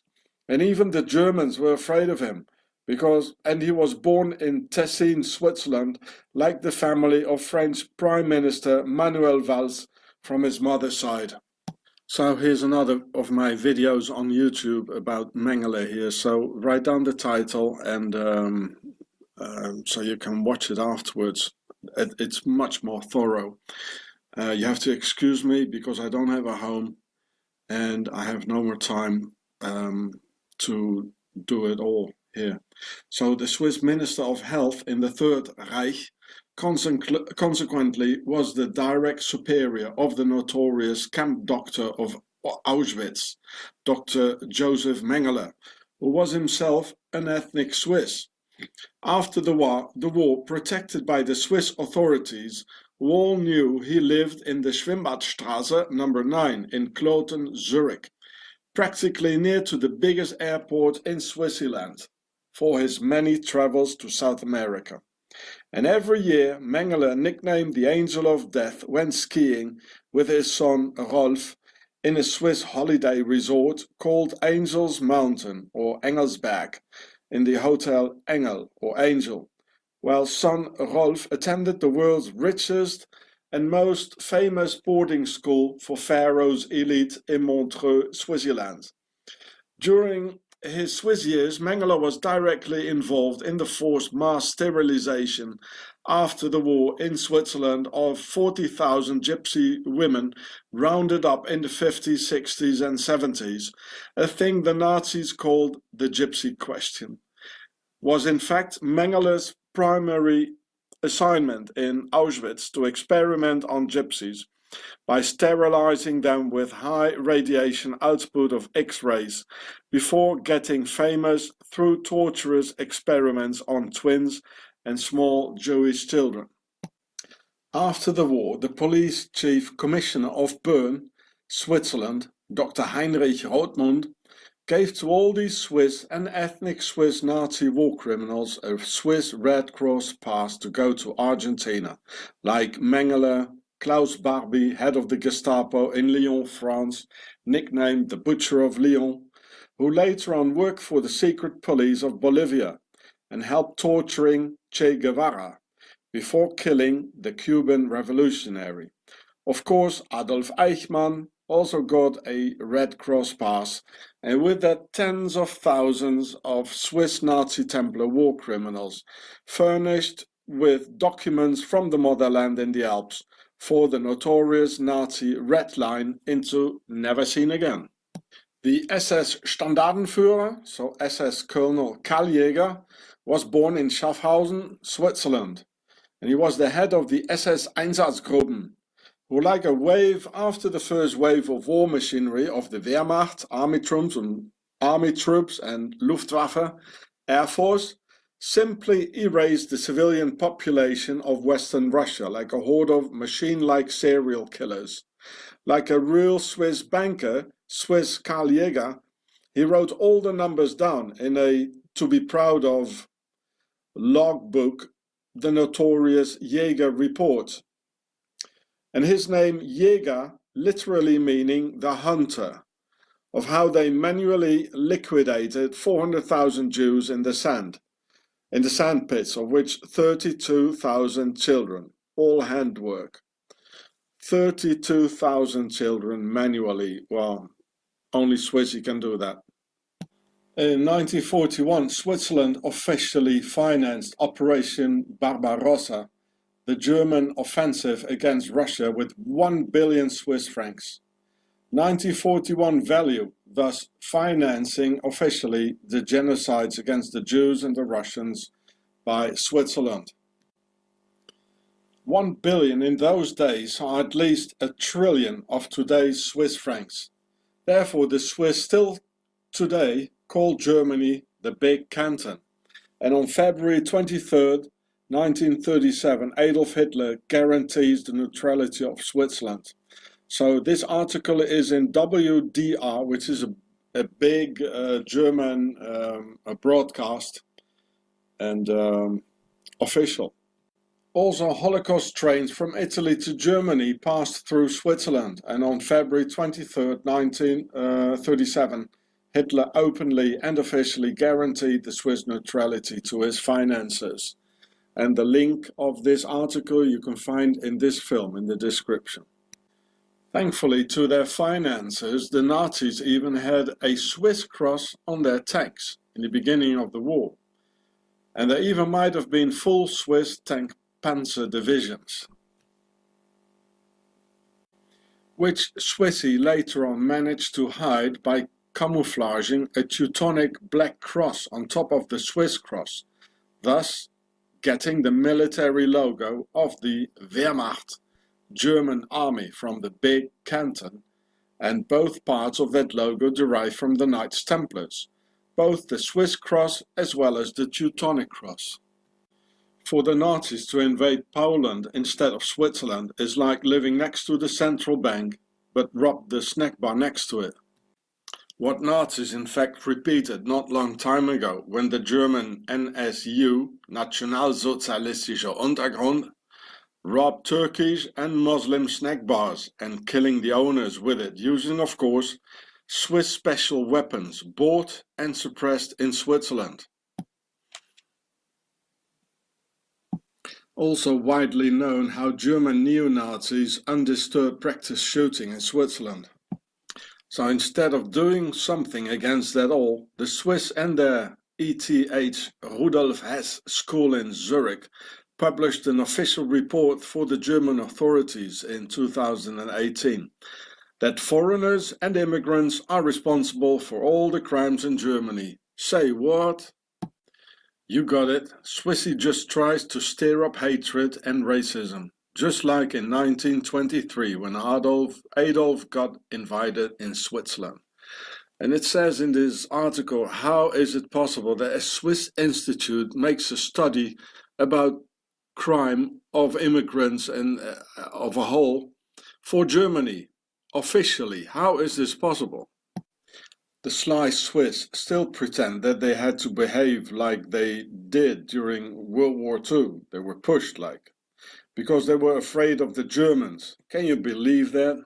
Look how they're all smiling here at the border. At the left side the Germans and the right side the Swiss. They're all smiling, having a nice chat together. Here again you can see them nicely chatting together and smiling, both of them. To the left a German soldier and to the right a Swiss soldier. And simultaneously they say that the victorious Swiss army could never be defeated, with all their cannons in the mountains.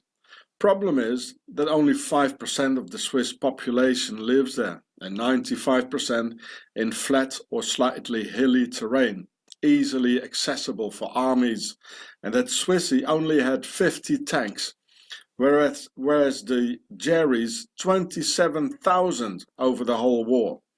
And only 450,000 Swiss men under arms against 18 million Croats. Technically speaking, one could have left those dug-in Swissy with their formidable cannons just there by themselves up the mountains. Why bother? Sometime sooner or later they would have come down all by themselves out of hunger and nothing to do anyway.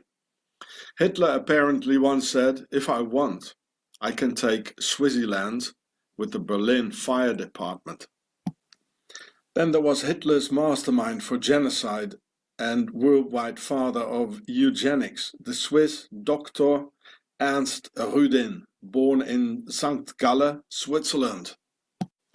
And just like Dr. Mengele, an ethnic Swiss, so was his military chief and commander of Auschwitz, Rudolf Höss, another ethnic Swiss, who even spoke Swiss German in Auschwitz. Just like the commandant of the first extermination camp, Sobibor, the SS Sturmbahnführer Christian Wert, nicknamed Christian the Terrible, also an ethnic Swiss.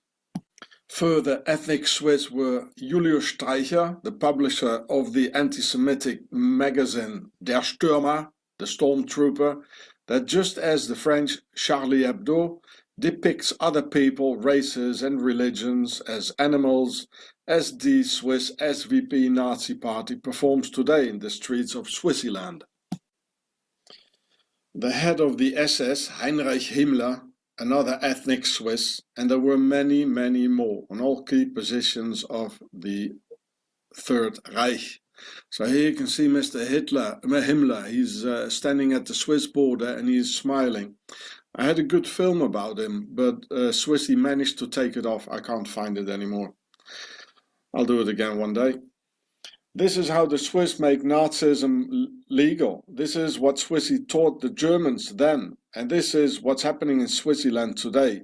By making persecution, racial profiling, terror on entire families, torture and murder official and legal. By taking over the executive, put on a police uniform, army, justice department, lawyers, you name it. And Swiss is even exporting the modus operandi all over Europe by means of Swiss fascist speakers knotting ties to the worldwide family of haters finding their destiny in Nazism again. And in Switzerland this was never finished. And there are quite a few people in Switzerland with the name of Himmler. So what is an ethnic Swiss? During the 30-Year War from 1618 to 1648, about 100,000 Swiss mercenaries called Reisläufer and under Templars' command murdered about 20 million Germans and their children. About 2/3 of the German population in those days perished in this genocide on the German people. Whole German towns disappeared from the face of the earth, and Swiss mercenaries told the other Swiss back home, "The land is free, you can all settle down there." In the south of Germany, in Baden-Württemberg, big parts of Bavaria, Vorarlberg in Austria, Alsace in France, and northern Italy are all what is called ethnic Swiss, those who replaced the indigenous local population of this area because of the 30-Year War, and whereas being spoken now an Alemannic dialect like in Switzerland. These in fact are ethnic Swiss, from where most of the Nazi leaders, Nazi elite and Nazi war criminals came from. They were all ethnic Swiss or even born in Switzerland, the motherland itself. And in the still Gallo-Roman, now French Alsace, the Swiss mercenaries massacred 95% of the indigenous population. That's why the word Alsace etymologically from Al-Suisse, all Swiss. Thus the reason that Alsatians neither like the Germans nor the French because they are Swiss.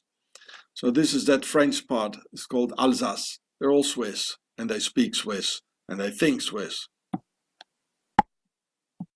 Because of the former mentioned reasons, these regions close to Switzerland are the richest in Germany, France, Austria and Italy. In 2014, articles were published in big European newspapers that Switzerland actually wanted to form a great Swiss empire, with southern Germany, West Austria, Alsace and northern Italy to reunite all the ethnic Swiss back into the Reich. Under one roof, the Empire of Great Switzerland. Throughout history, this has well functioned as a buffer zone around Switzerland to better protect the motherland and central base. The Shoah, Holocaust and the Second World War have been organized and executed 100% by the Swiss. By the way, I also lost my grandfather in 1942 because of the Nazis. He was an officer in the Royal Navy, something to do with intelligence, which they call naval intelligence nowadays. And I'm not Jewish at all. So here you can see them standing together again, with the Swiss cross, the Swiss soldier with the Swiss helmet, and here the German soldier with their symbol there. They're just chatting together, pausing for a picture together. And as the French, I did 3 complaints in France against the state of Switzerland. I never even got a reply. So I would like to make a complaint in the US Court of Justice against the Swiss state for 50 million-fold murder, premeditated, for the Holocaust and for planning the Second World War, plus 2 genocides on the German people, one during the 30-Year War and one during World War II. A complaint for all the Swiss crimes against humanity and the already mentioned crimes against me and my family, shown in this YouTube film, The Swiss Beast, the devil's own base. In the book of Revelation from the Bible, it says the beast had 7 heads and 10 horns. Well, Switzerland is the only state in the world with 7 heads, whom they call the 7 federal councillors, who additionally share 10 ministry amongst each other, the 10 horns, on which they take us on, metaphysically seen. So 7 is also the holy number of the pyramid, as in the square and compass. and all nations on earth have traded with this whore of Babylon called the Sisters of Isis, Suis. All nations have traded with the Swiss Templar banks, the first in the world, out of whom all the world's banks come from. Bergdorf in Switzerland is without any doubt the cradle of modern Nazism, and up to the New Age the center of world Nazism, because in the 18th century the Duke Hadwig von Hund-Radowski lived there, another one of those pharaonic aristocrats, and he really was a great source of inspiration for the young Hitler through his books and magazines, who helped forming Hitler's attitude from a very early age on, that it would be a lot better to eradicate all the Jews from the planet once and for all. And always it all comes out of Switzerland, even up to the terrorist attacks of Paris, Nice and Berlin in 2015 and 2016. When the Swiss fascist mafia kidnapped me in 2015 against a ransom of 20,000 Swiss francs because of my historical documentaries like Auschwitz Made in Switzerland and other about the Swiss responsibility concerning the Shoah and the Second World War, Octagon held me hostage in the torture detention center of Bergdorf, and also the cradle of modern fascism by the Duke Hadwig von Hund-Radowski.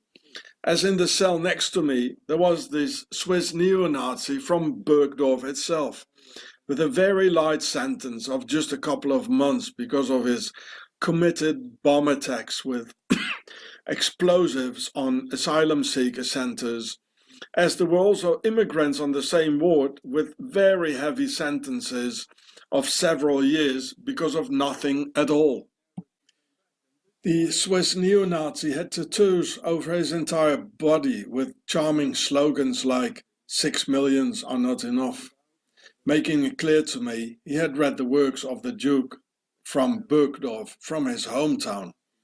He had an enormous tattoo of a swastika over his entire face. I can still see the enormous swastika deforming under the grim expression he pulled when I said to him, "Now, with all those tattoos, you've turned into a colored man, mate."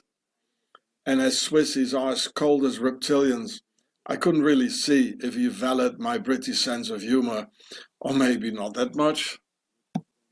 There were also prison guards with some Nazi-style tattoos of their typical typography letter style in their necks, who always behaved in a good mood like old pals with the tattooed neo-Nazi prisoner, whereas towards us immigrants and foreigners being full of Swiss hatred in this Bergdorf Nazi center prison.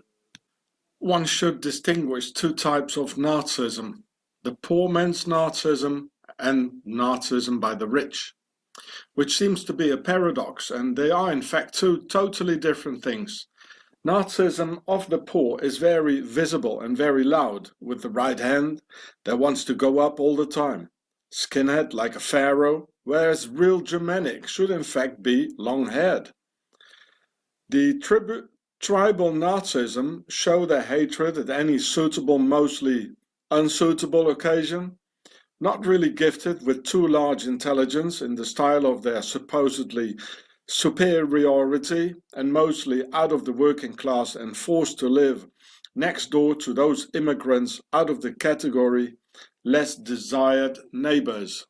This model in fact is rather rare in Switzerland, the land per definition Nazism for the rich, Swiss banks and Swiss industrialists, acting secretly, invisible and highly organized. And it's always Nazism of the rich trying to mobilize Nazism of the poor, of course for their own cause only and never the other way around. The sort of Le Pen of the National Front in France, billionaire, lawyers, both father and daughter, and clearly visible in my videos with the Swiss flag in their hands. And they always try to mobilize the Nazism of the poor for their own interests, traditionally rather busy to enrich themselves through the cause and during a war, hiding it all in Switzerland, their octagon base. Just like in fact the Nazis did during World War II. And after the war, when Nazism of the rich has filled their pockets and vaults in safe Switzerland, they let the people and Nazism of the poor fall, left in poverty, hunger and total destruction, just as after World War II, the Crusades and the next big war coming up. The Nazis and the Swiss, therefore, have won the war, while the Germans lost the war.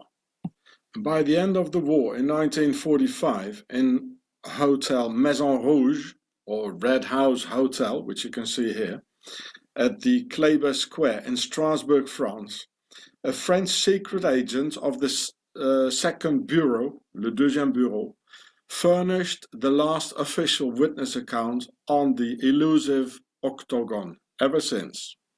And remember what I told you about the pharaonic red house. But he said he didn't understand why the name octagon, yeah? I do know why, and will reveal that to you here. If you draw a line around a Swiss cross or a Templar's cross, you get 8 lines forming an octagon. When being an archaeologist or historian like myself, you know that the Knights Templars almost always built their temples, chapels, churches and castles in an octagonal form.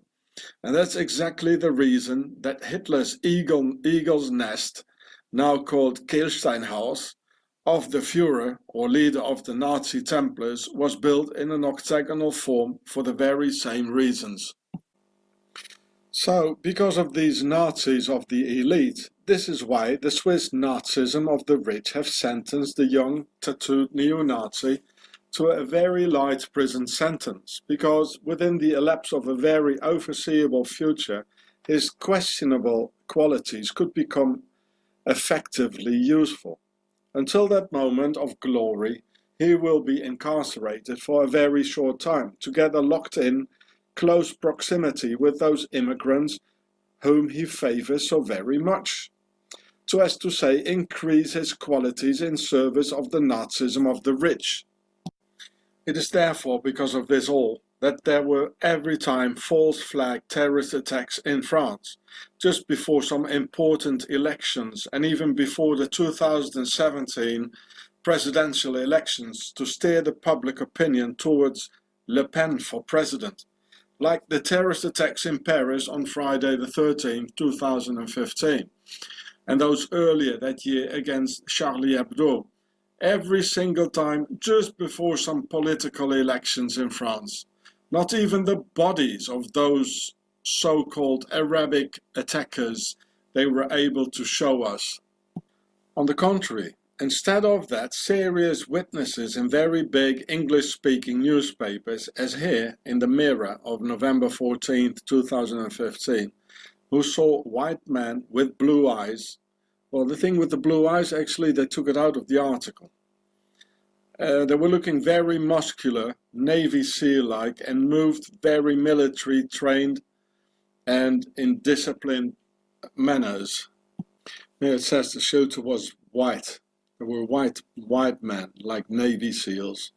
And before, it definitely said he had blue eyes, but they took that out. So here's some more of that witness account. You know, they're just cool after the shooting. They killed a lot of people. They look like soldiers or military, you know, mercenaries. And very muscular. I'll read it yourself. Well, this is octagon, no doubt. There were also witness accounts in the media seeing a second group of men who just stood there with their Kalashnikovs after the attack, apparently not knowing anymore what to do, mission accomplished, and nothing more in the hard disk. And exactly like this it was. There were 2 groups of men. One group of military drilled men from Octagon, who had put the second group in place.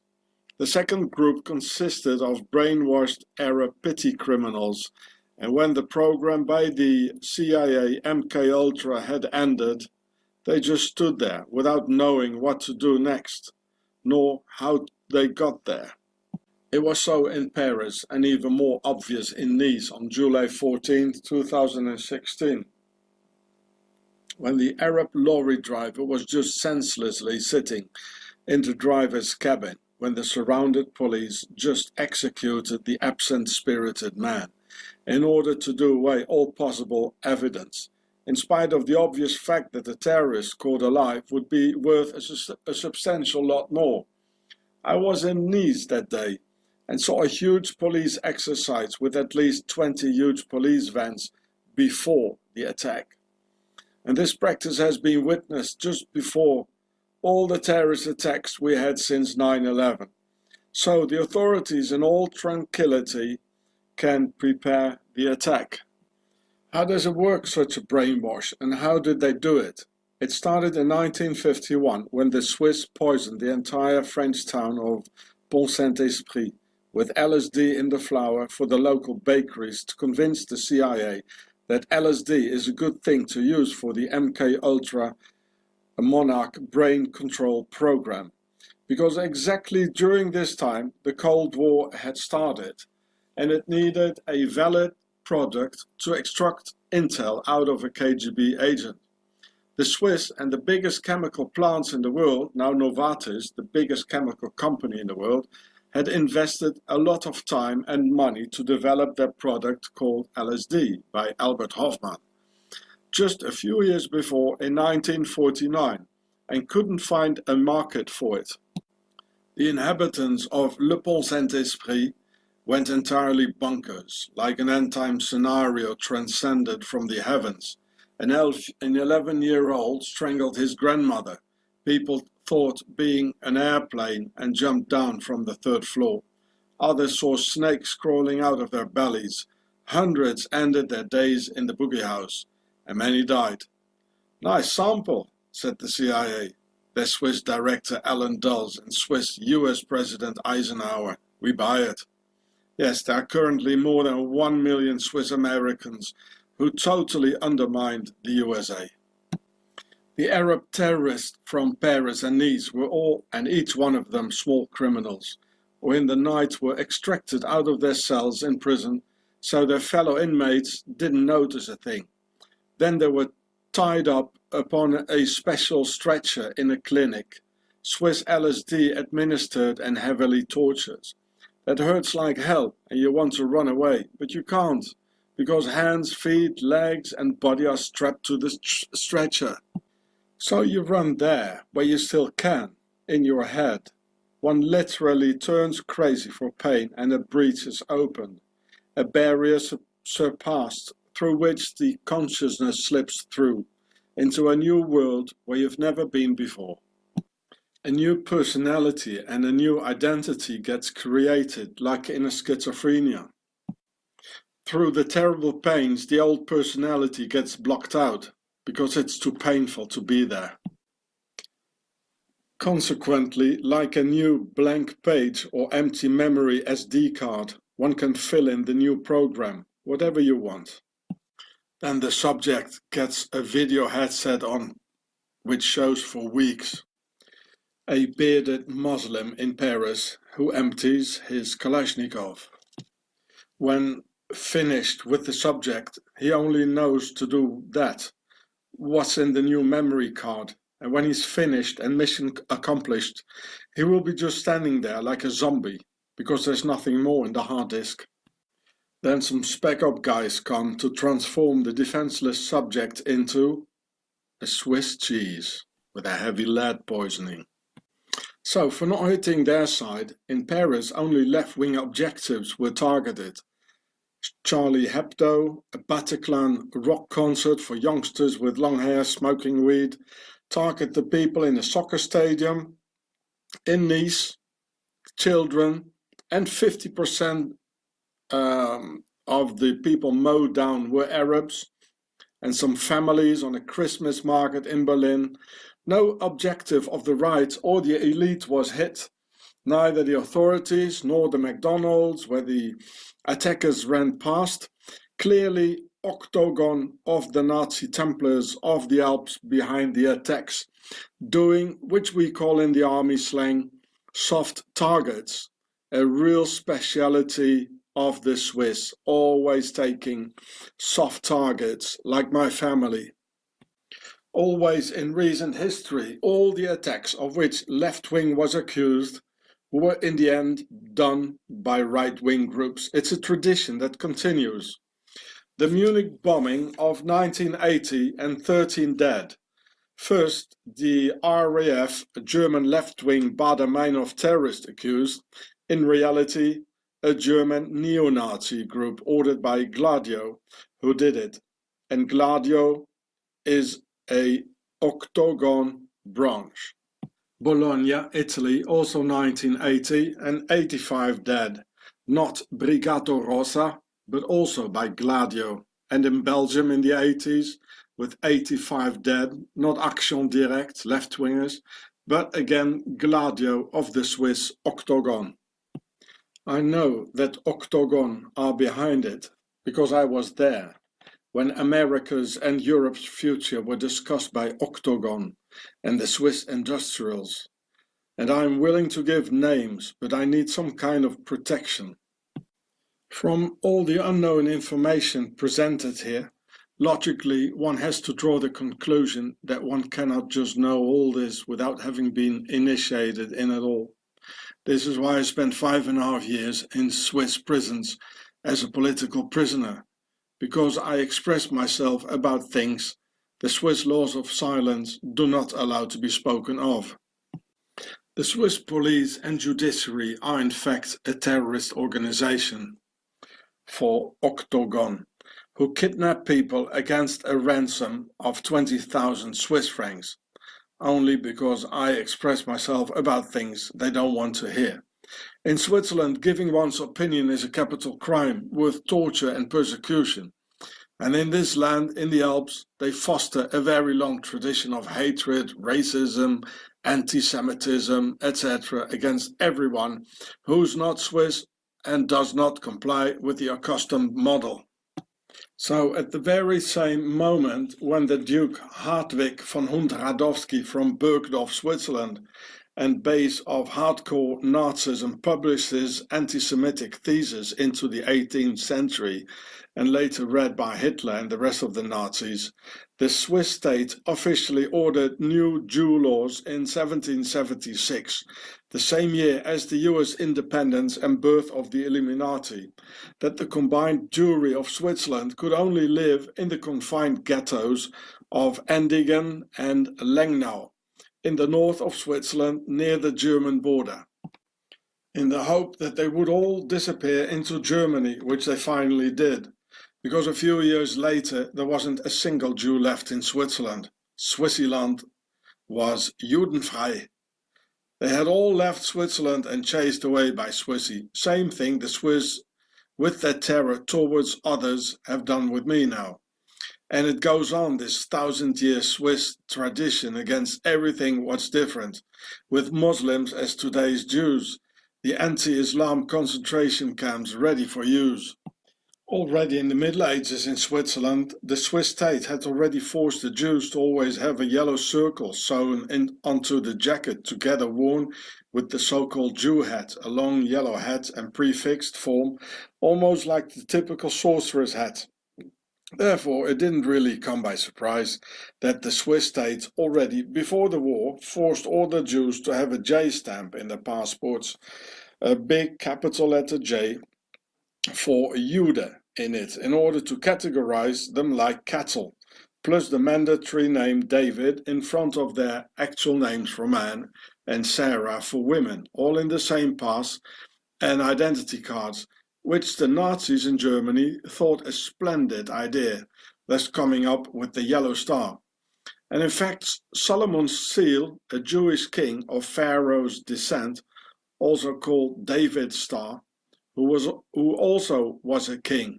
So that's the star of David, or Solomon's seal. It's a pharaonic symbol. Has nothing to do with the Jews, actually, which the Orthodox Jews will agree with me. They know it too. Yes, in Switzerland, all that's not forbidden is compulsory. Even the slave ships going to the Americas belong to the Swiss. Watch this film here. The KKK, Ku Klux Klan, was founded by the Swiss and has a logo of a white cross on a red underground, the flag of Switzerland. And officially the KKK is the official slogan of the Swiss parliament for consensus, compromise, concordance, all written with a K in German, meaning we in Switzerland don't make any compromises, no consensuses and no concordances. The Lockerbie bombing was orchestrated by the Swiss and their Mabo company of Zurich. See this film. And the terrorist attack of Tunisia in 2015 were provoked by the Swiss fascist police of Zurich. The proofs of all that are in my English videos about that. Octagon's Swiss Grey Eminence François Genoux was a personal friend of Adolf Hitler and of Amin al-Husseini, the Mufti of Jerusalem, the uncle of Yasser Arafat, the PLO leader, and leader of 2 Muslim SS divisions. He was a general in the Nazi army, and they were the largest SS divisions in the Third Reich, who, with the help of Hitler and the Swiss, waged a real jihad in the Balkans, in Europe, against Serbs, Jews and Gypsies, murdering about 400,000 men, women and children, most of all in the terrible camp of Jasenovac, where the river next to it turned literally red because of the spilled blood in it, the blood of jihad in Europe, enabled by the Nazi Templars, who had an alliance with Saladin. Remember? An alliance with Saladin. Talking about death camps, the Swiss had even death camps in the US, murdering and torturing many Americans just 200 years ago, done so by Swiss captain Heinrich Wirtz, who changed his name into Henry and who was a doctor, just like the Swiss sadist and Swiss Nazi Minister of Health in the Third Reich. After the war, the Swiss Genoux found a lawyer for Klaus Barbie, the butcher of Lyon, who was even taken into the US with the paperclip operation. And he found a lawyer for Adolf Eichmann and many other Nazi war criminals. Together with one of Octagon's other grey eminences, Hans Huber Ahmed al-Swisri, they founded the Swiss bank Al-Taqwa to better finance the Islamofascism with which they'd infected Islam with Mein Kampf propaganda, and to finance the left-wing terrorism of the 60s and 70s, who on top of that were trained by the East German Stasi, led for 30 years by the ethnic Swiss Erich Honecker from the Swiss Palatines in southern Germany, and in fact far from eastern Germany. Here we can also see how left-wing terrorism of young misled people and right-wing neo-Nazism all emerge into one single thing when one follows the river back to its source. Switzerland, Swaziland, and the Octagon Templars. And when we follow River Nile even further, well, you got it. In 2001, the other grey eminence of Octagon Switzerland, Hans Huber Ahmed al-Swisri, forced himself twice in our house, which was only a few kilometers away from where he lived himself. He came to threaten us that I should better ride against the Jews and Christoph Meili than against Switzerland. If not, I would never see my son Myron anymore, who just got kidnapped by the Swiss. I refused, and I never saw my beloved child again. 17 years have passed now, and I don't even know if he's still alive or not. The first time the grey eminence came, they were 5, and the second time 6, and the 6th was an Arab. All that because of an article in the Basel newspaper that I published in 1999. I already knew beforehand that any complaint like the 3 previous ones in France wouldn't bring anything, because through the worldwide masonry web, the Swiss Octagon has all power. Freemasons getting their orders from Octagon's Templars in the Alps. Around this evil base, downright laws of silence and a wall of secrecy have been put up, which will be always protected by the international media and all the world's army. Yes, even soon a world army. The Swiss are organized criminals who have a country. Is fecit cui prodest?